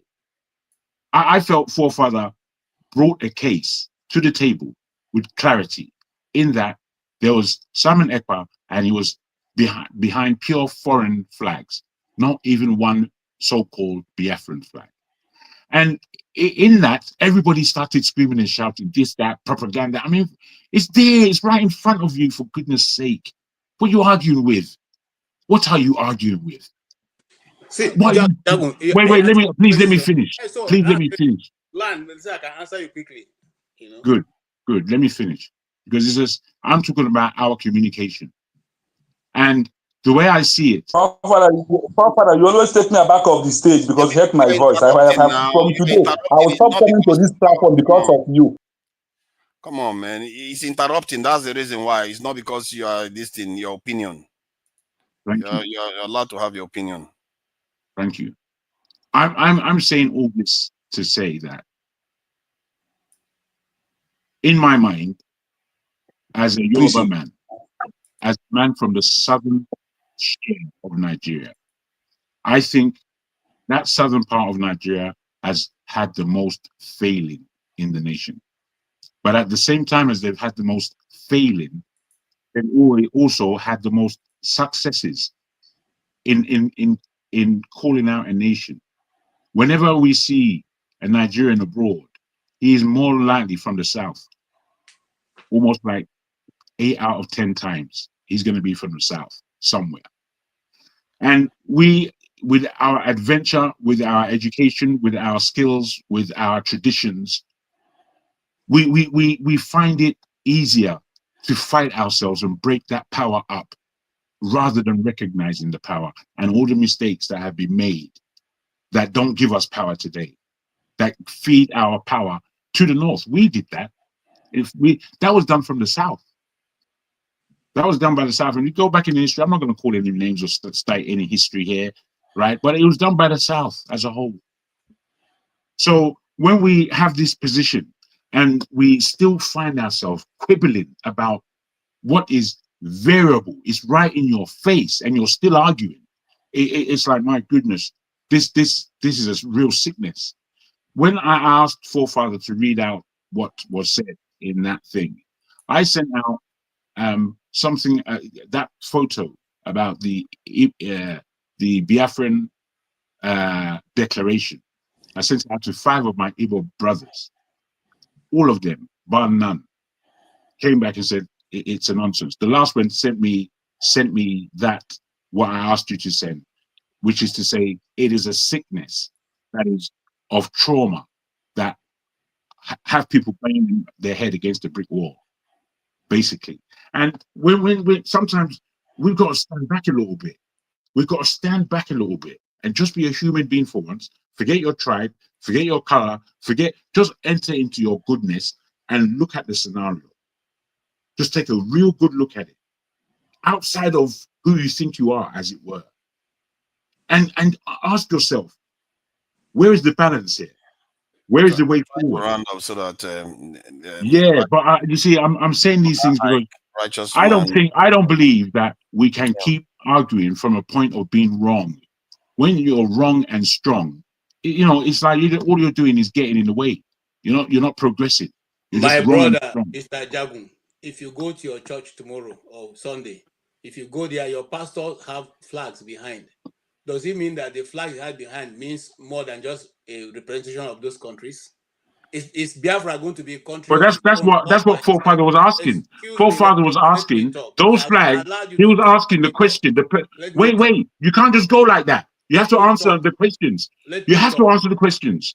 Forefather put that thing up. Wait a minute. Okay, let's get this in the right frame. Let's not just talk. It's not going to be fair. Let's not do this. Let's allow other people to speak. I do want him to talk, but I want him to talk to this. Forefather brought that flag. He showed that flag. Let's not do this. Let's allow other people to speak. Wait. This is the flag of your oppressors. That's what he was saying. It's not just a random flag. Let me tell you. Answer the question. So you see that, Jabu, I don't want to. I can be a rascal too, like you. So take it easy. Now, let me tell you something. The same flag that's behind I'm not a rascal. of our oppressors, and the same flag your president is in Russia and Spain. I mean, in France. The same places that those flags are having, trotting around those flags. But because now it is standing behind somebody who claims to be a Biafran man, it's become an offense. It becomes. But we all condemn the president today. Let me talk now. But you are making it as a point like we are happy with President Tinubu going there. So have you stopped him? Then why have you stopped him? Neither have I stopped Simon Ekpa. Have you stopped the man who you are paying with your own money and then you are talking to somebody who is trying to. I'm saying it is wrong. So why then? What gives the moral right? Both sides are wrong. Of that one. When they are not stop the one, you have right to stop. Both sides are wrong. You don't see any wrong and say one. Oh, let me just talk only about one. People came here and said he's not. Father, until you stop wearing a foreign cloth, then I will believe you. Because the clothes you wear is not your forefather's clothes. Forefather. Stop wearing this kind of clothes you wear. They're all flag. This will look like a Ashwebi if you look at it closely. It's not a flag. So let's not start doing that stuff you are doing there. A righteous man. Who are those who made this clothes you wear? Is it your forefather that made this clothes that you're wearing now? Is it your forefather? Hey, that kind of question. No, answer me now. No, see, anything can be flagged. The symbol of a nation is something different from cloth. So I'm sorry. Father, I said, is it your forefather that made this clothes you wear today? No. I just so you still wearing a foreign clothes. You see why I mute you sometimes. Let allow righteous man say something. Oga Ak hasn't said anything. Dexter hasn't said anything. Dexter has been very, very patient, and one person has left. Probably because I've been waiting. And Tone too. He's been waiting. You see, were you here? Okay, let Tone speak. Let Tone speak. After him, I will talk. Oga Ike, you haven't said anything at all. So I think he came in between Righteous Man and Tone somewhere. Oga Ike speak, then I will speak. Let Oga Ike speak. I will speak after him.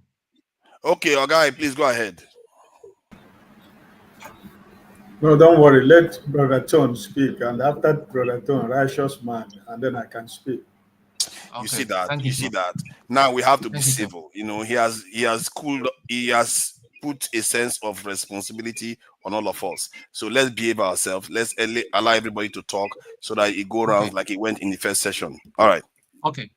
Greetings again, greetings again, everybody.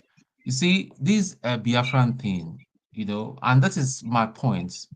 It's not about hate. It's not about because it seems to me that you're just constricting people that do not want to be part of your vision. Even my brother Paul is saying that they weren't even consulted. Paul is not even consulting the Edos or the Chekiris or even the Calabar people. Even within Igbo land, most Igbo people that are educated that know that know what is about and do not agree with this nonsense. Biafra under the kind of Biafra, my thing is that the kind of Biafra that crook, Simon Ekpa, is trying to sell, it's going to be a dictatorship where when you talk, they chop off your head. You dare not criticize him, you dare not talk anything, you have no opinion. All of us were here when he was even saying that you're not even allowed to even practice your religion. It has to be this and all that. What do you call that? Well, I don't want to be in that kind of country, that kind of arrangement, because you've got no say. When you say, and even here, when you talk a little bit and all that, all the what do you call yourself? There's a new name that they call it. All of them will come after you. That you're a sellout. You're a sellout. Why don't you that and assume that everybody that speaks Igbo supports? I am not Biafran. A lot of people do not share your cuckoo land, and it's not going to work. Those people that went KJ said every Igbo is a Biafran. KJ has already stated that. I am not, and I'm saying it. I'm saying it loudly. I am not. I'm not part of that nonsense. Please, let's not call it nonsense. Let's not call it nonsense. Look at his word. He's calling us nonsense. Look at the way he's talking. Shut your mouth. Let me talk. I've already said something about it. So when all the people that flew from Nigeria to Finland, what passports did they carry? Is it not the so-called zoo passport they carried? Why didn't you make a booklet and see whether anybody will stamp it? They carry British passport and United States passport. None of them carry Nigeria passport. Excuse me, don't interrupt me. Don't interrupt me again, boy. So if you interrupt, I'll put you backstage until your turn. Please go ahead. The thing is, listen, we see what they've just done today. I don't know whether it's today or yesterday they did it. I come careless. Simon Ekpa is power drunk. He had just signed off the death warrant for Mazin Nnamdi Kanu. Nnamdi Kanu is not coming out. Just kiss that man goodbye, and they're going to kill him there. because Simon Ekpa is so bent to be called prime minister. He wants to become prime minister at all costs. Instead of you instead of them to work out a way to get out Mazi Nnamdi Kanu in health and very in one piece and all that. He's playing prime minister. He's playing a country. That is madness. That is mad. Somebody's raising their hands. Is my time on? Your time is on. You can carry on when Okay. he's done. So When that you're is done. just total madness. By declaring that thing, listen, it is not going to work.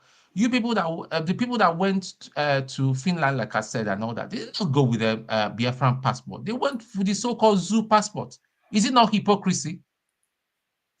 You send people to go and kill other Igbos and all that. You be lying and saying it's somebody from the south or is Nigeria and all that.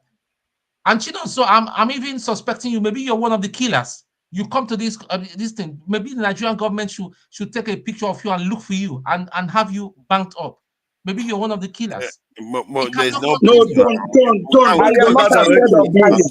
Come I am not afraid of on. dying. My brother, don't do that, please. Don't do this. That's a threat. You Ton, you are more than that you are now. threatening me. Don't condescend so low like this. This thing is not. It's Can not I proper. interject? So I beg you for all I'm 2 just minutes. saying, No, it's my turn. you can seek for Hold on, see, righteous It's man, my relax. turn. I know it's your turn. you can Relax, ask righteous for but what happens now to Nnamdi Kanu? So have you just written him off and mortgaged his life for Biafra? Tone. You I guys are think different. Oga, I gave you his tone.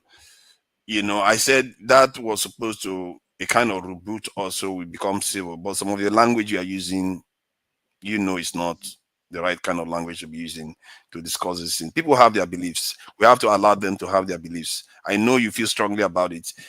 I feel strongly about it, but I don't go over the bar to start insulting and saying the kind of stuff you said. Yeah. Okay, point taken. And besides, the referendum that you guys are talking about was just a mock referendum because it wasn't publicized. It wasn't. I'm sure today, quite honestly, like forefathers did say, forefathers did say that if it's thrown open for the Ijaws that you're claiming that they are Biafrans, the South region, I'm sure that 98%, I dare say that, will say no.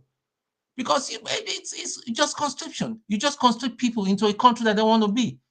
Even my Anambra State, a majority of people from Anambra State will say no, except for uneducated urchins. Come on, man. Okay, I think will we've agree had with enough that. now. Please, let's leave it for now. I think you're a bit too hot. Calm down.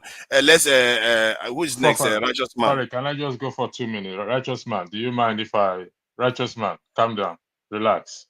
The blood is too hot. I just want to refute a claim Tone just made here just now. While I don't like Samuel Ekpa, the pot Don't cannot call my name. Don't call my name. Listen. The pot cannot call the kettle a lie. In respect to the religions that Samuel Ekpa said will be practiced, it's on record. I asked Samuel Ekpa to clarify his position, given that it's in Finland. And he said, anybody can practice whatever religion they want to practice or believe they want to practice, but they have 3 recognized or established one. So making that claim against someone, which is on record, is not a good thing. You can't be calling people a liar while you're doing the same thing. The pot cannot call the kettle black. So it's better we refute this thing or correct the record. I asked someone Ekpa here on the floor to clarify his position, given that it's in Finland, and Finland is a member of the EU, where you can practice your religion, whichever religion we want to practice. So saying he made a false statement here is not correct. The records, you see, anything that there is a record on, you can go and check it. Stop doing this. It should be beneath you by now. So Thank you what for is it that. precisely that he said that Samonekpa will not allow freedom?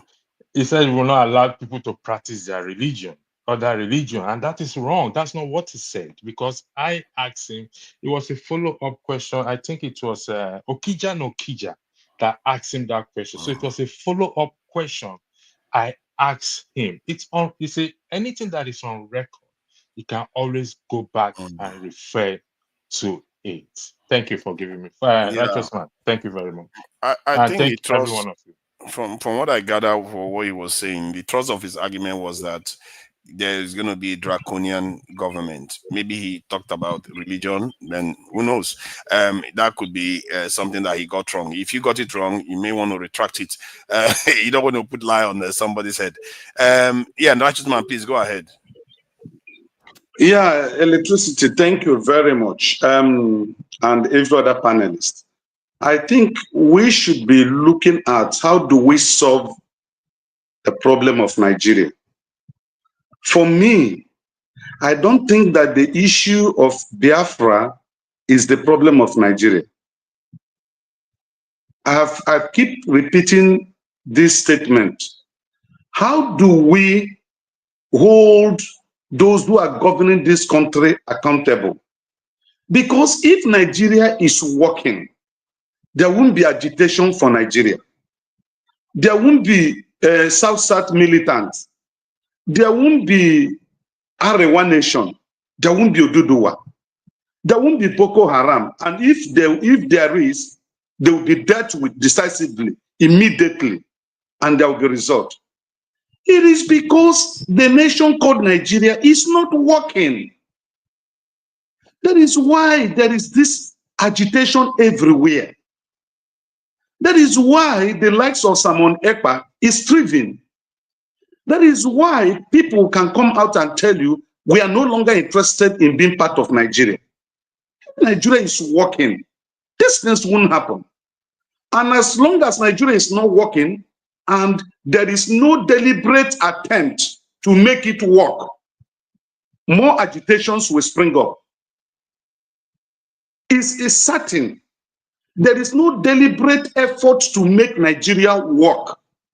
2023 elections, the youth saw in somebody, they think that will give them the dream of a new nation. It cut across all the region of Nigeria, voted massively for this individual. At the end of the day, 300 billion naira spent or above on acquiring technology to make our election acceptable was switched off. Every other election result was in the portal, only the presidential. And we have had analysis again from Chidoka yesterday that if what is on ground today is left to stand, 2027 election will be worse than 2023. In fact, Nigerians should forget about it. So when you look at it, the problem is not Biafra.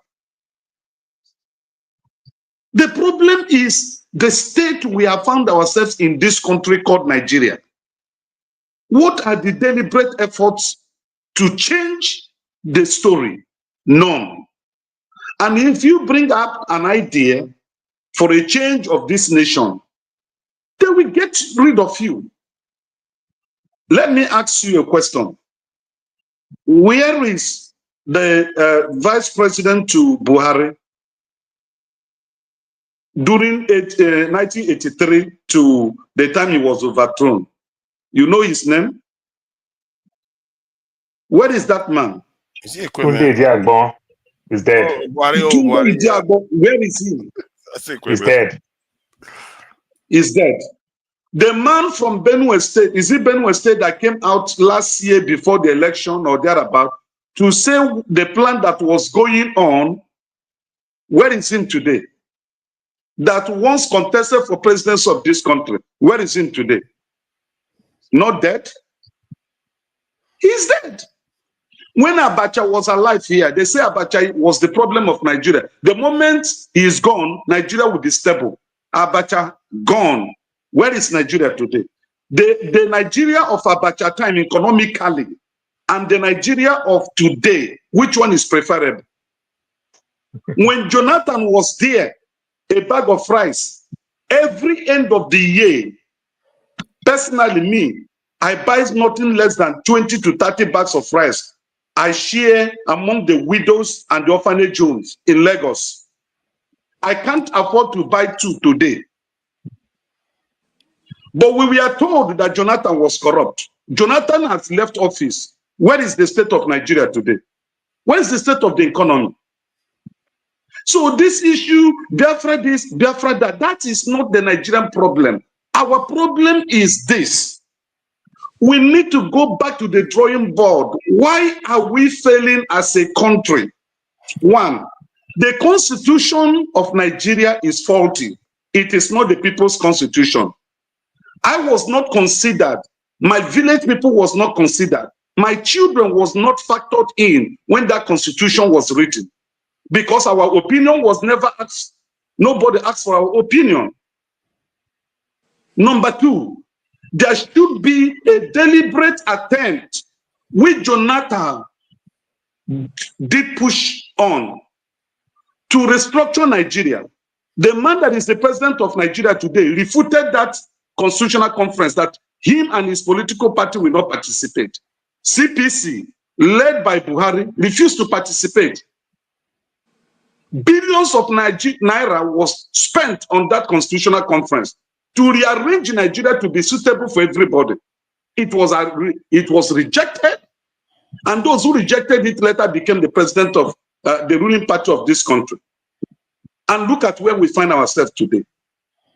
So I think our efforts should be channeled towards what do we do to stop the agitation? Not the agitation. As long as people feel uncomfortable within a system, an environment, there will be cause for agitation.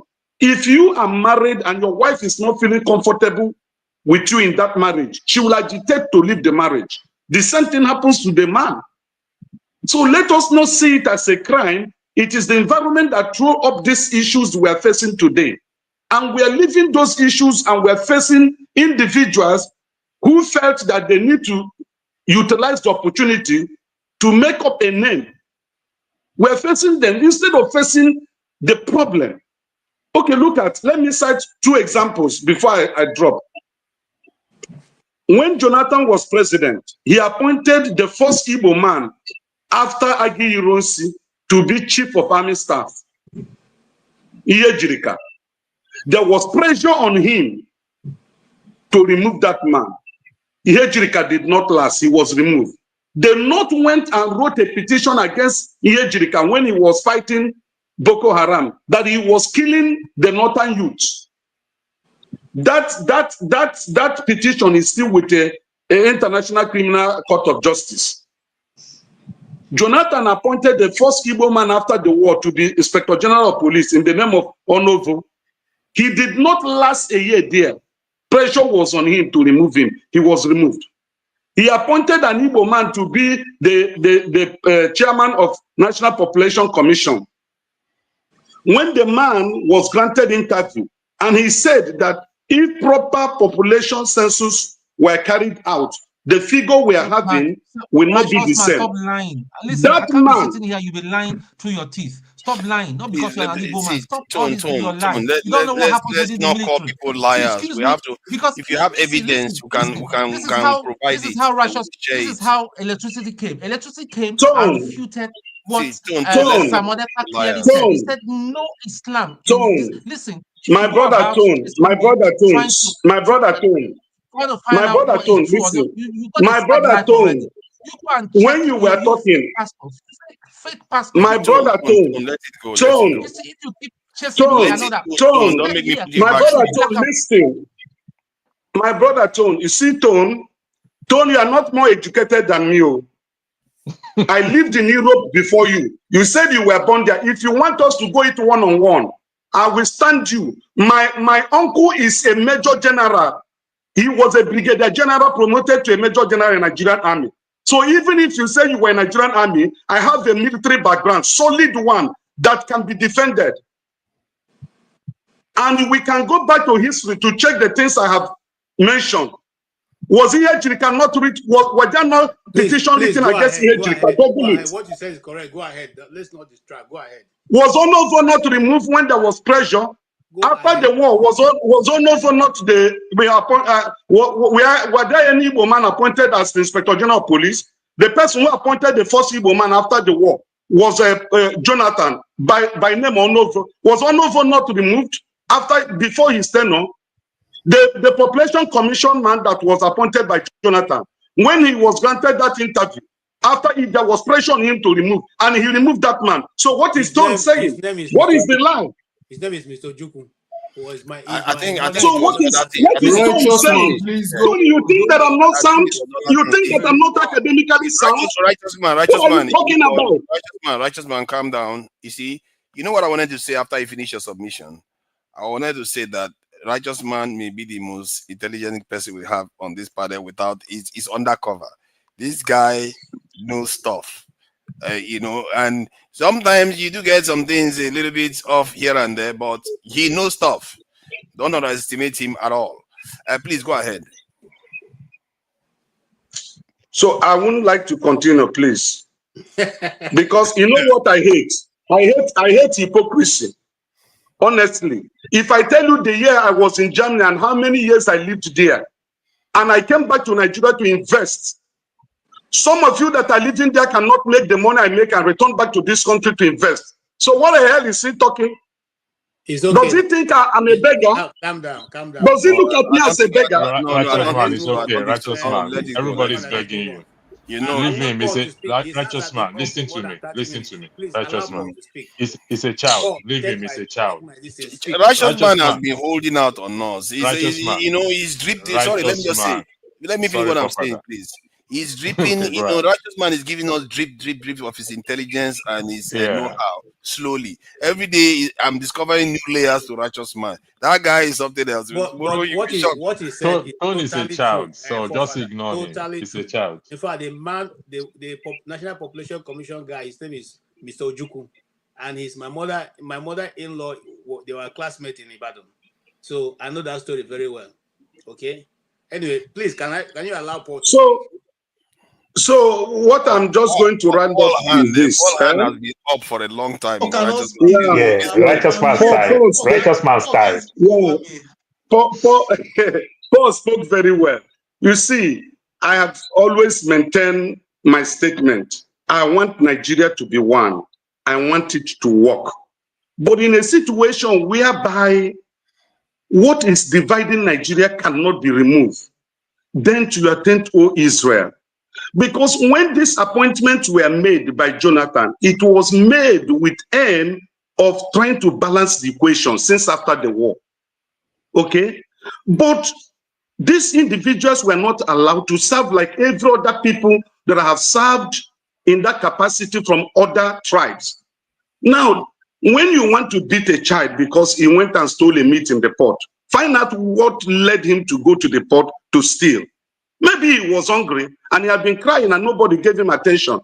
So the agitation did not just come from the moons or the blues. Something is behind that agitation. We want to be equally treated as Nigerians. Okay? I want my child. I have, hold on. I have 3 graduates. As my children, I trained. I trained 3 graduates. One read petrochemical engineering, one read mechanical engineering, the other one read insurance. My own blood, my kids. So I have a stake in Nigeria.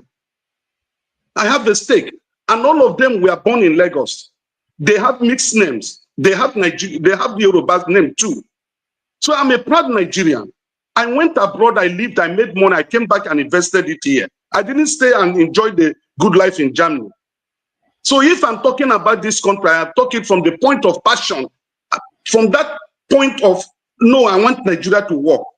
When Nigeria qualified for the first World Cup, I nearly lost my life in Lawansi. because I hired an Hausa guy to carry me on his bike, and I was jubilating up Nigeria from Lawansi to Ijesha. And God, by divine hand of God, we were swept up, motor would have crushed us. That was the love. That is the love I have for this nation. And somebody is telling me I'm lying. Nigeria is not working. Let's make it work. Once it works, agitation will die. Once it works, you there are won't be any correct call for on that. Biafra. Tone will agree with you on that. Thank you. You are correct on that. And that is, you see, this is why the righteous man, you've been holding out on us. This is not right. Righteous man has been holding out on us. He's a bigger man than you realize. It's not about finances or anything. I never abused you, please. And you just giving this sick fucker here. Oh, No, you abused come on him. now, Don't Tone, lie don't do that. again. Don't do You that. Come abused on, that man there. Tone. Why Okay. now? But Father, let me just touch it briefly. See, when Tone talk, look, and whenever I see this Biafran thing, I don't like to come online because of it is dear to some people's hearts. But until they open their mind and let us play politics with this, because at the end of the day, you must win me over. You understand? It takes Donald Trump to be president to win 7 swing states. There is 50 states in the country. Donald Trump did not even bother to campaign in certain place because it don't make no sense. He's not going to win there. Like Kamala Harris don't need to campaign. But the parts that you need, you will continuously lobby there. Like Pastor Chris will say, keep saying it. Don't stop saying it. You understand? But when you want to impose yourself, or when you want to tell me that, oh, there is one man in my state, there is one person in your state, is there any election that people will not get votes? People will get vote, but what is the percentage of the vote that they have? I'm from Delta State. I'm from the majority ethnic group in Delta State. Like KJ would say, the Ohanese. Yeah, people from Delta State have become Ohanese president. Did they from Ohanese president from the majority group or the minority group? These are the things. You understand? If you want to capture that state more, I want to believe you capture the state more with the majority group, not the minority group. If you want to capture that state called Calabar, I want to believe you want to capture them from the majority group, not the minority group. Yes, there are skirmishes here and there from even though the majority group, there are people that will get disappointed with the system. You understand? They get mad and they tend to teach to the other side. I do that in the last election too. You understand? And every other thing. But what is the percentage? When I say I vote for somebody like Dr. G. Stein, everybody start laughing at me. That vote no go count. I didn't vote for Kamala. I didn't vote for Trump. What kind of a vote is that? Everybody's laughing at me. But I vote because of I based on my last election, based on foreign policy. And Dr. Joe Stein favored me in that part. That's how I vote. You understand? But there are so many things that is in the heart of people. You understand? So these are the things. So when we talk about this Biafran thing, this everything, it is just big. The same thing. I will say one thing before everything ends. Like the arrest of Simon Ekpa. My opinion towards the arrest, I said, what will make everything go bad is for the federal government to ask for them to bring Simon Ekpa back to Nigeria. Neither the federal government is supposed to play more politics for them to arrest him, to do whatever thing in Finland over there, not to bring him to Nigeria. Because if you are asking to bring him to Nigeria, you're adding more problem to yourself. Neither behind the scene, you might feed those government with more information, you understand, to bring him down. But you coming out in public to ask that, oh, we want to bring him, you already bring one. Look at all the problem that they are going through. You want to ask for the second one. It is just stupid when you yourself as a government, you know that your hands is not clean. Look, the Nigeria that we're talking about, it's not working in all ramification. You understand? And if it's going to work, let it work for everybody. Let it. But when one part say they want to go, well, the good thing is that they have a right to do so. You understand? But when they spread their tentacles and try to capture some other people that say, sorry, I need to follow you, then it becomes another anarchy in that aspect again. You understand? Like KJ will say, KJ say, I know how many of your people that is in my group. Do you know how many of us that laugh at you people? You understand that you may end up call tomorrow say they betray you. You understand? Because they've already made up their mind. So if there's any way they will change some of their thoughts, it's for you to lobby them, win them over. You understand? When I stay in, You know, sorry, let me just land with 30 seconds. When I talk about PTF, Petroleum Training Institute. When I talk about the oil, when I talk about the refineries, you want to hear the truth? As an Orobo man, when I talk about the refineries, I talk about the refineries for Igbo, Yoruba, Hausa. They are the majority people who work there. It is not only Hausa. It is not only Yoruba. It is also Igbo. You understand? So you may not see it like that. You might see the top, so oh, they make one managing director. But when I see other directors there, I see Igbo man. I see Yoruba man. And every other thing. So these are the things. But how can you win me over? It's important. But how can you force me over? No. I don't think it works like that. It is lobby you're going to lobby at the end of the day. You understand? The original 13 states in America, the big states that you can talk about, there, good percentage of them, they are not all in America. The California of this world today, all the big states, they are not part of it. You understand? They win all those states and they make America great. You understand? So we can negotiate these things very well. You understand? And pick the best of the best of the best over time and understand that if we use the best, we can even get more than getting less. You understand? And the good part of it, these so-called Biafran people, the Southeast people, in terms of education, in terms of trade, in terms of anything, they're useful and they're when I start important. doing tone now, when I get into the tone mode, you're not going to like me. Dexter hasn't said anything. You just left Dexter there, and there is KC that is backstage, hasn't said anything for ages. Oga Ike hasn't had his say. Let's allow people to. Okay, go ahead. Dexter, I really am sorry for how long it's taking. Yeah, no, you don't have to be sorry. Please go ahead. Well, yeah, thank you for everybody. I think Righteous Man kind of gave a very big summary, like a very good point. One point I want to make here is I think when people, there's something about press, even you forefathers and everybody, I think I would say I'll give it to people like Electricity and KJ, what Dr. Damages. You know, if you look at the American press when they were like MSNBC, CNN, when they were covering the American election. You see, when you are in the position of a journalist, you are supposed to be independent, not to drive a narrative. I would like when people don't try to push an agenda on people. Just independent analysis and let it be fair. But if you watch, one of the reasons why the American people moved away from all that leftist media is because they were trying to push an agenda on everybody, which was not true. People, we are human beings, we are not computers. It's computers that you throw logic inside and the computer will respond back. Human beings are people of emotions and they can change. So you must, and that's why, like what Stone was saying, was very, very insultive.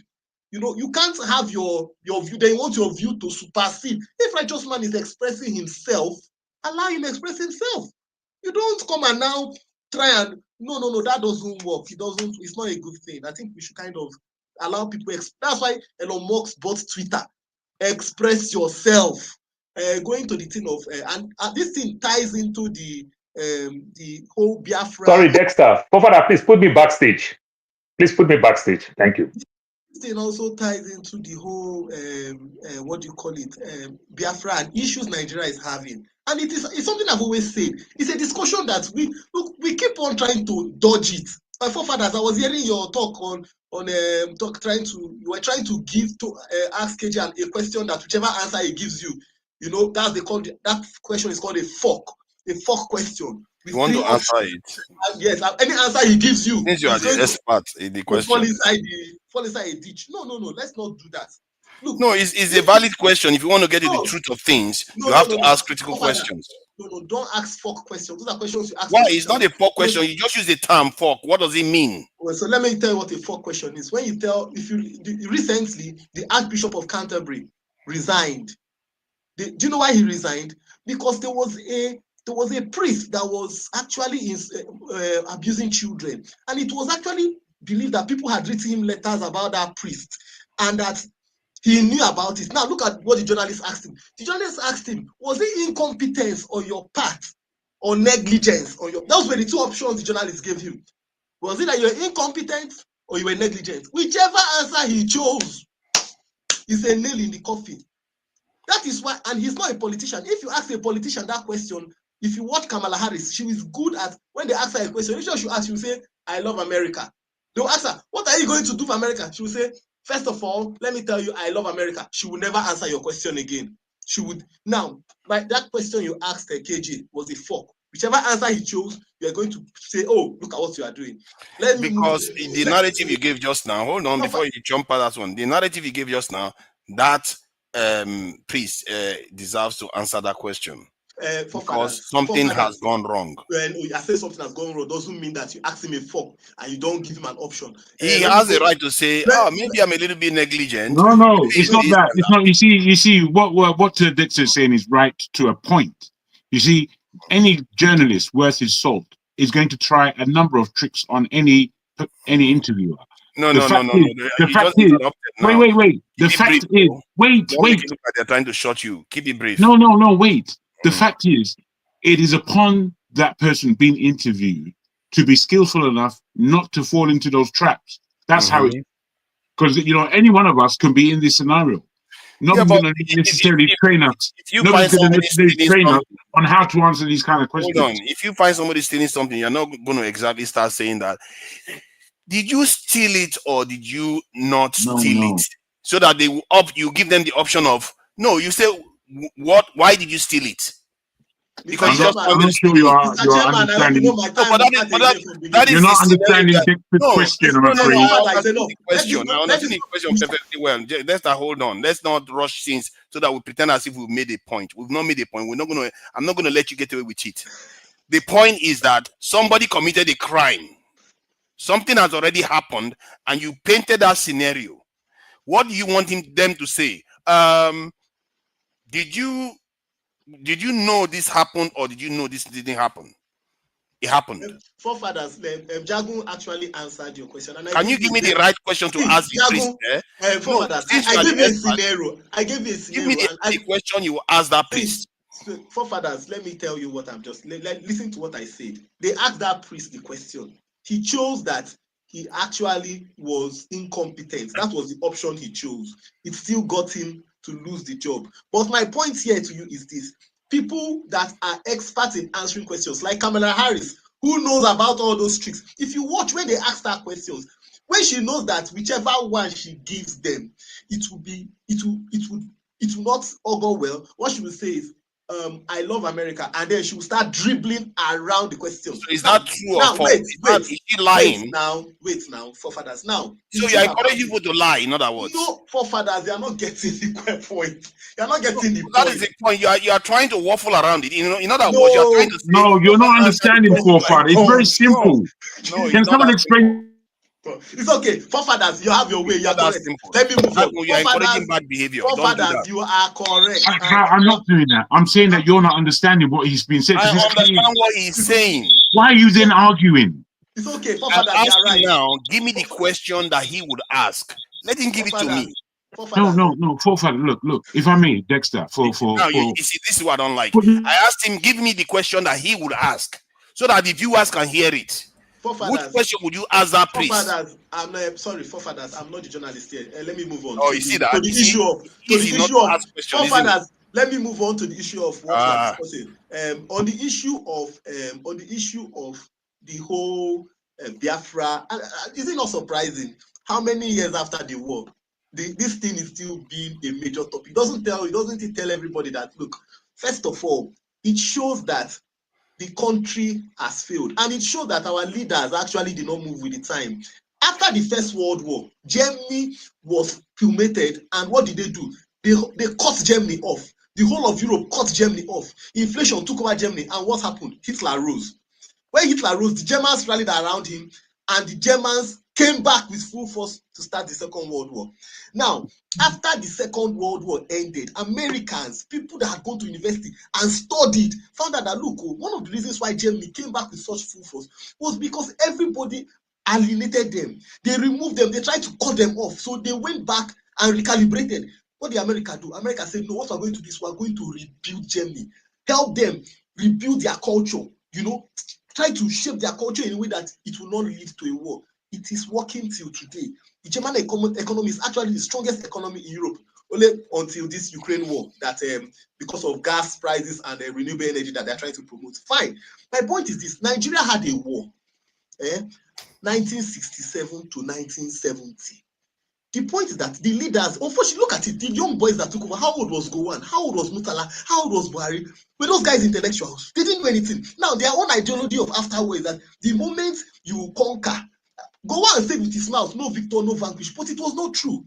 There was a directed effort to make sure that the eastern region was cannibalized, stripped bare, no investment. And the point is this: don't allow these people rise again. Make sure that there's, and it is the same. It's the same. What happened in the First World War? That is the same model that the Nigerian government adopted for the eastern region. And the truth about it is that it will lead to the rise of Hitler.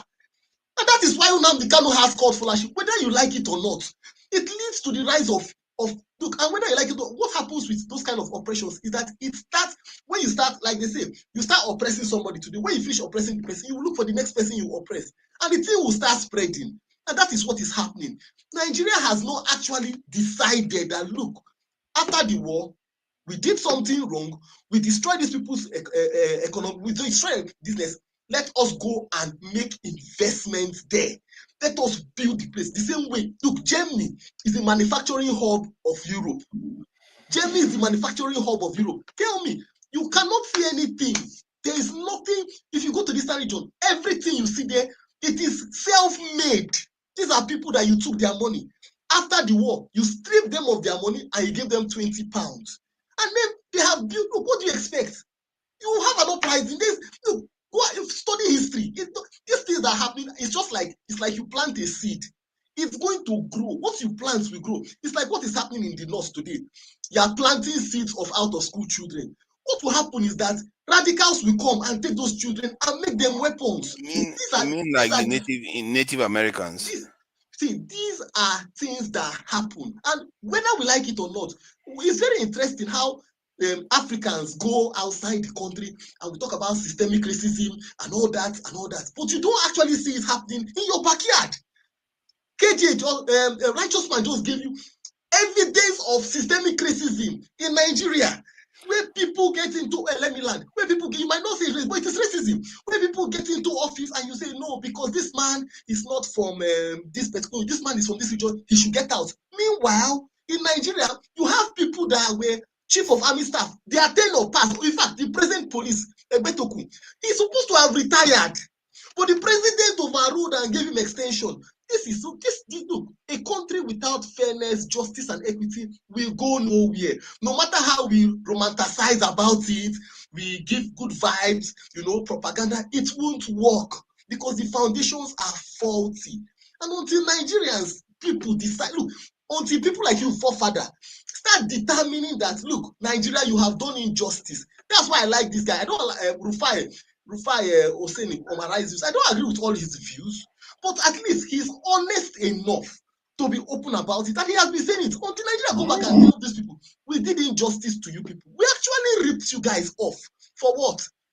Look, Pastor Tommy said it, the fight on the Eastern region was not because of Nigeria wanted to be one. After the counter coup, Mutala and his brothers wanted to sit with the North. It is well known. They wanted to sit with the North until they were told that, look, if you guys go, there's nothing for you people. You guys will not have anything. Ojukwu, there was a recent Ojukwu interview that I saw. He talked about how when they went to Ghana after the Aburi Accord, that him and, him and Gowon had a very cordial relationship. They drove in the same limousine back to the airport. That there was a clear agreement. There was no discord, only that when they got to Nigeria, the diplomats, the people who were interested in milking the resources of Nigeria, told the man, Oba, look, this thing you write doesn't favor us. Forefathers, you were talking about, trying to put KJ, okay, is it not these people that Simon Empire is going back to? Is it not the Western people? And is it not all those people? So let me ask you a question. The Western people took people into slavery. They gave Nigeria airplanes to bomb the Eastern region. Does that now mean that people must accept to be slaves to their own brothers? Is that what you're trying to do? Of course. Not of course. That is the question I'm asking you. So because no, forefathers, because the Westerners, the Western world gave Nigeria planes, and the same Western world took their forefathers as slaves. I'm Then, generous or not to answer your then question, the but you're not people, letting me flesh then it the out. people, the people will now say, my brother said, let me be your slave now. Because what kind of fear? Look, see, look, from the American election, take a lesson from it. The leftist media was always propagating fear. Oh, Donald Trump is Hitler. Donald Trump is this. Donald Trump is that. Propagating fear. It doesn't work again. It's like a goat. You push the goat back to the world. One day the goat will turn back and move forward. That is what you are doing. If you keep on pushing this narrative with this, listen to, look, these people that are agitating, it is dialogue, and it is well known. There's forefathers, no war is solved by actually combat. It's actually solved by dialogue, by negotiations. That is how wars end. Proper. Nigeria has to come to the table and properly dialogue and negotiate and put Nigeria on a place where it would work. Thank you. See, you made some assertions that, for the life of me, you like to think that please, before you make correction, let me speak. I gave tone and forefathers. Let me speak, please. Since you will go ahead after me, I'm not going to take long, maybe 30 seconds even. The point I'm making is that if you are saying that because Biafra did what they did, whether they are going in the right direction, the need to rebel against the state is valid, but the prescription is wrong. There is a lot of evidence to show otherwise, that it is wrong, clearly wrong-headed. You've been there before, you failed, and you are dealing with 1 billion people right now. Your enemies, your true enemies, have turned even stronger, and you want to still go in that direction, and you want me to support you, so you kill all of us. Please go ahead. Okay. I'm happy that Tone is here. First of all, I want to say that everything that righteous man said here, probably 95% of what Desta said here is what I wanted to say. But I just want to say a few words. Tone, in America or in Britain, when somebody served in the military, they have a lot of respect. Whenever they appear in public functions, the people recognize their sacrifices they make for their nations, and they are held in a high esteem in most of the developed countries of the world. And I know that for me personally, I want to say that I want to thank you for the sacrifices you made to serve your country, Nigeria. But also, I think that training that you had is a very great opportunity for you to know sometimes how to hold back and how to show discipline, because that is essence of what your training is all about. It's patience, it's perseverance, it's taking pain into your life but still be who you are. But sometimes you go out of track, and really sometimes I don't really feel comfortable with it, because some of the words you are using here as a military man who served in the military, you are not supposed to use them. You should know better, more than this, And for everything that Mr. Righteous Man said here is true. That nothing is fake. There was no addition, no subtraction to every comment he said here is true. So my point to you is, for the fact that he served in the military does not mean that we who did not serve in the military doesn't know anything about the military or the code or the principle or the laid down rules and regulations on how promotions are made in the military. But if you have to be honest to yourself as a Nigerian, you know that that policy, that principle, that code, that discipline is no more in Nigerian military for over 20-something years. As long as you are from one particular section of the country, your position is guaranteed for you. That is a fact. During many years ago, there was a time that those things are followed by the rules, but now you know the truth. I'm not trying to tell you to believe what I'm telling you, but inside your heart, you know that's the truth. Nigeria today, as a country, we find ourselves. There is nothing that is being done to make sure that the wrong that was done to these people from the eastern Nigeria are being made sure that things are done properly for everybody to feel the sense of belonging. He gave you a lowdown of what Jonathan did. What he was doing was to heal the wound. Everything he was trying to do was a shake of hand across the Niger. It was a shake of hand of reconciliation. It was a shake of hand of peace. And it was a shake of hand of making a Nigeria to be one. Obasanjo did it in his own time. He was balanced. But in the case of Jonathan, the pressure was too much. That all the things he wanted to do, they never allowed them to do it. All these things that Mr. Righteous Man mentioned there is true. So please,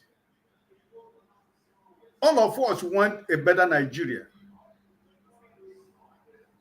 But like every other one of us I've said here, it is because when things are not working, people can agitate. Like forefather, I agitate with my wife in my house here, even today. Agitation is normal. It's part of life. We learn from it and we move on.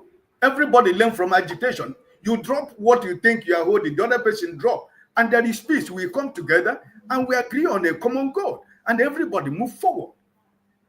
But the point what we are suffering in Nigeria is today is that the eastern part of Nigeria, most Nigerians still feel an Igbo man is a threat to their life. And that is a question I don't know why. Sunday Igboho was doing the same thing Nnamdi Kanu was doing. He went to London the other day to present his paper to the Prime Minister, right? He was detained. He went to Benin Republic. He came back to Nigeria and he was welcomed and he was brought back into the society. There are so many people in the Ariwa group. There are so many other groups in the north that are doing whatever they are doing, right? Nnamdi Kanu was talking about the referendum. He was not talking about arms race. So when things are working well, all of us will think in the same direction. But when things is not working well, we begin to think a better way out for everybody. Nigeria is not working. It's a simple fact that all of us agree here that Nigeria is not working. And because it's not working, people are frustrated. People feel that they're being cheated out of Nigerian system that they belong. I have a Nigerian passport, but do they see me as a Nigerian? No. Because they're taking everything that I'm supposed to get. They're taking my right away from me. So listen, please. Let us know that we are all Nigeria. We are fighting the same goal. And somebody said that your forefather, he said, Nigeria gave us life. Nigeria did not give me life. God gave me life. God gave me life through my parents. And when I was born, I find myself to be an Igbo man. I did not choose to be an Igbo man. But I was born and I begin to speak the language of the Igbos, which means I'm an Igbo man. So Nigeria didn't give me life. The God that controls the affairs of men gave me life. And that God gave you life also. Because you or me can go into tonight. You or me can go in tonight and we can wake up tomorrow. You do not owe your life. Nobody owns your life. God owns your life. So for you to every day say Nigeria gave them life. Nigeria did not give me life. God gave me life. And like as I told you, I was born an Igbo man because when I didn't know what I'm going to be until when I was born. And I find myself to be an Igbo man. But also, I am a true Nigerian, a detribalized Nigerian, as Precious Man said. I am an Igbo man. I lived in the West. I lived in the North. I said it here about 2 weeks ago. Most of my friends are not Igbos. They are from either the North, the West, the Middle Belt, the South, the way they call it. Because I was a true Nigerian. I schooled in Lagos, CMN Grammar School. That's my school. That's where I went secondary school. So I am not just speaking it, saying it for, all my life, 13 years I lived in Mali. I served Nigeria as the vice president of Nigerian community and as the president of Igbo community. I have shaken hands with Obasanjo. With the only person I refuse to do that is Abacha, because we that believe in Nigeria say we cannot receive Abacha. But some people collected money from the embassy of Nigeria. They went and welcomed Abacha. I have every of my certificate and every of pictures that I have with Nigerian leaders. But that's not the point. What I'm trying to tell you that I'm a true Nigerian. I want my country to work for everybody. I have served Nigeria in the community in my capacity as the president of Igbo community for almost 8 years in Mali. And I was the vice president of Nigerian community in Mali. I am not just speaking fallacy, I'm speaking facts. So I have had the opportunity to meet some of Nigerian leaders when they come to Mali. So this is the problem. We should recognize that Nigeria have a problem. And the idea of, okay, is River State going to be, is Shekiri going to be, it's not going to be by gun. It's a vote. It's just like the same election, majority carries the vote. If the people say they're not going to be part of it, oh, to your tent, oh, Israel. It's just simple. So, but maybe because of that name Biafra, sometimes when it is mentioned, people try to take it to the extreme. It's just a normal conversation people can have. That's what it is all about. Like Desta said here, after the war, after every war, it is on the negotiation table that they settle the fight. What is happening between Russia and Ukraine right now? You think it's going to end by the barrels of corn? No. A day shall come when everybody will come to the round table, and there is going to be peace, and there is going to be peace for everybody. So it's not a crime, or it's not the first time that people can go to war and fight for what they believe in. But at the end of the day, they go to the round table and make peace, and everybody move on. So what we are talking about, the 3R they promised the Igbos after the war, none of them is happening in eastern Nigeria. When we brought the issue of they are not selling lives, my brother, what is his name? I don't forget, the one from Arizona. He gave a simple example. When there is no Minister of Education in the East, and you're just going to the East to buy, to a visit or to something, you're not going to go there to buy land. But if there is a Minister of Education or Minister of Defense in Eastern Nigeria, and you are posted as a civil servant there to work there for 15, 20 years, will you continue to pay rent? You will find a way to buy a land and build a house. So that's the point. That denial of federal presence in Eastern Nigeria is the problem. That whenever they talk about the Igbos and they say, oh, Igbos don't like to sell land to people. It's not true. Because the amenities that were supposed to attract people to come to invest that place is not there. Everything that you have seen in Eastern Nigeria is self-airport, like the Dexter said, which you forefather know. An Igbo man is a very hard-working man. After the war, we were giving 20 pounds. Whatever you have, every money you have, they took it away and gave you 20 pounds. But upon that, we survived. That should show you that these people are not asking for too much. They want a true federal Nigeria where everybody will have sense of belonging. Election of 2023, like Righteous Man said here, was the time, if not because of the God I serve, was the time I decided to deny Nigeria. Because I was after who wins that election on a free and fair election. But after so many billions of money was spent in that election, a single man went and switched off the beavers. Up to today, all of us here, have you seen the true? Have you seen who won the election? Have you seen the total vote? They have not given us the total vote of the presidential election. But they have been in power for almost 1 year now.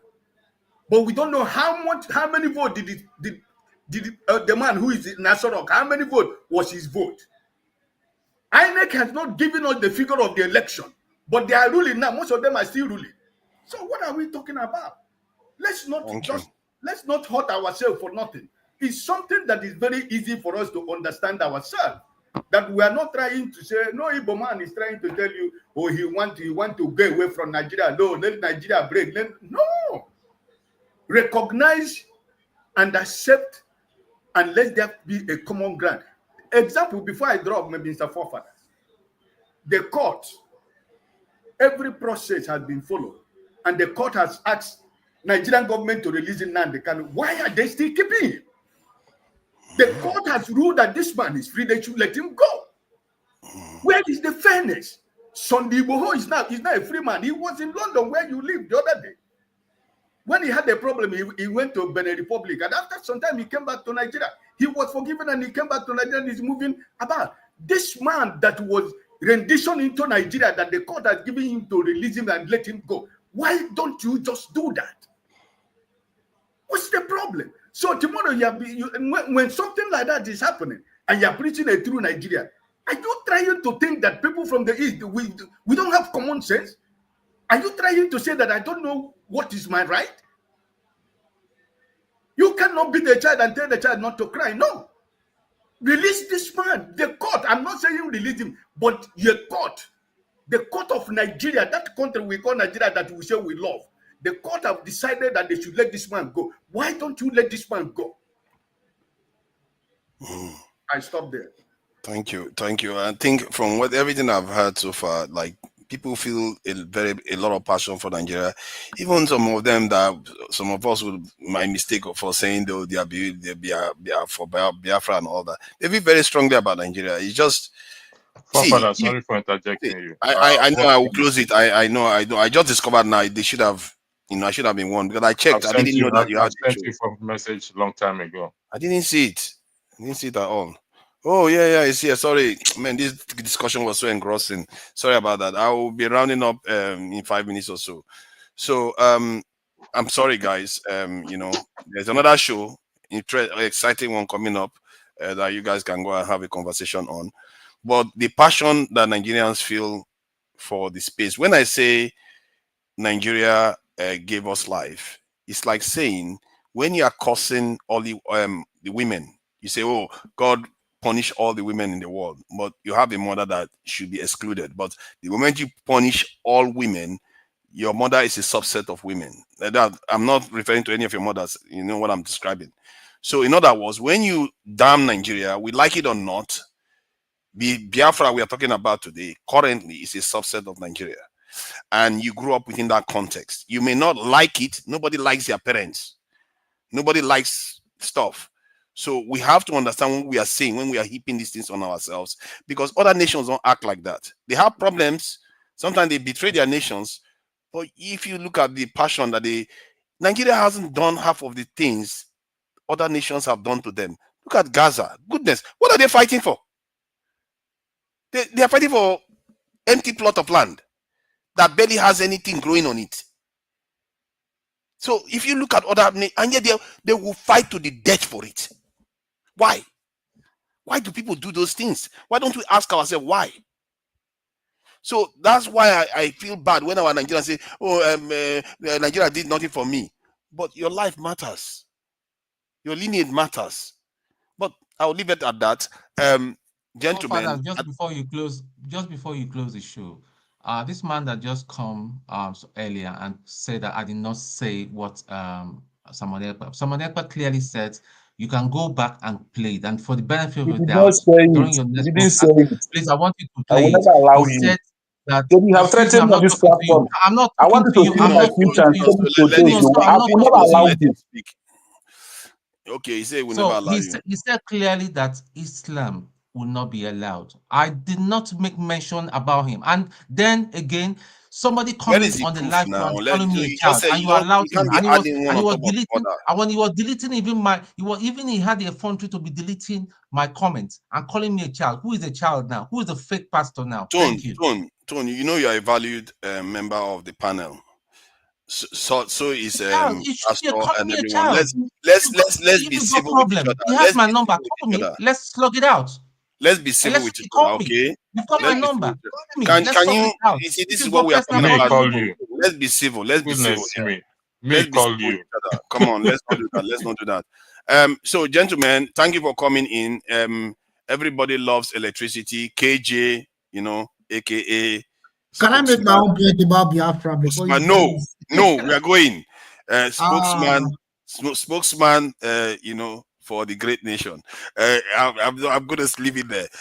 Oga Ike, thank you for coming in. You did try to talk sense into some of our panelists, but you know, this topic is hot. So, righteous man, righteous man, no stuff. Oh, respect, righteous man, and he's a strong man. He's a lot stronger than we give him credit for. Righteous man is just when he comes here the first time, he will be in darkness, acting like he doesn't know anything. That guy knows a lot. Dexter, thank you for coming in. I really appreciate you.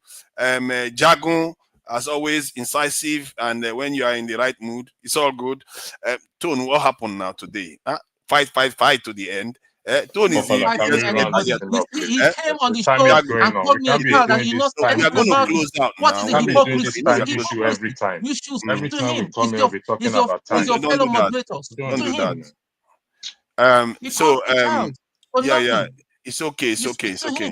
Jide, I really appreciate you. Thank you for coming in. Tomorrow we are going to also be having the philosophy Sunday. We're going to be having interesting conversations about something more light-hearted, so that we start the week off with a refreshed mind. So I really appreciate you all for coming in, and till next time, let's wish. Let me see if I go with our national anthem. We're not going to go with the new one, obviously. That one is an Igbo man song, so we can't have that. Maybe I'm telling you, I will play Biafra national anthem before I play that Igbo woman one. I am telling you, they can come here and trouble me for that one. I can tell you that right now. All right.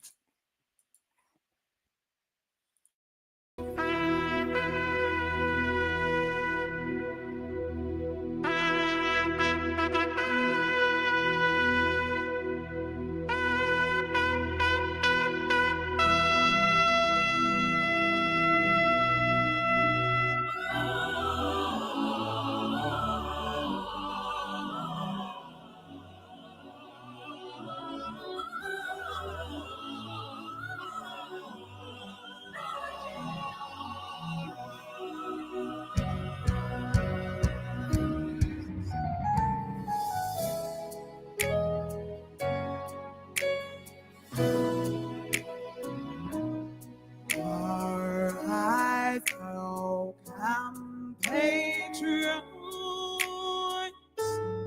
Nigeria's go back to serve our fatherland with love and strength and faith. The labor our heroes past shall never be in vain. To serve with heart and mind one day.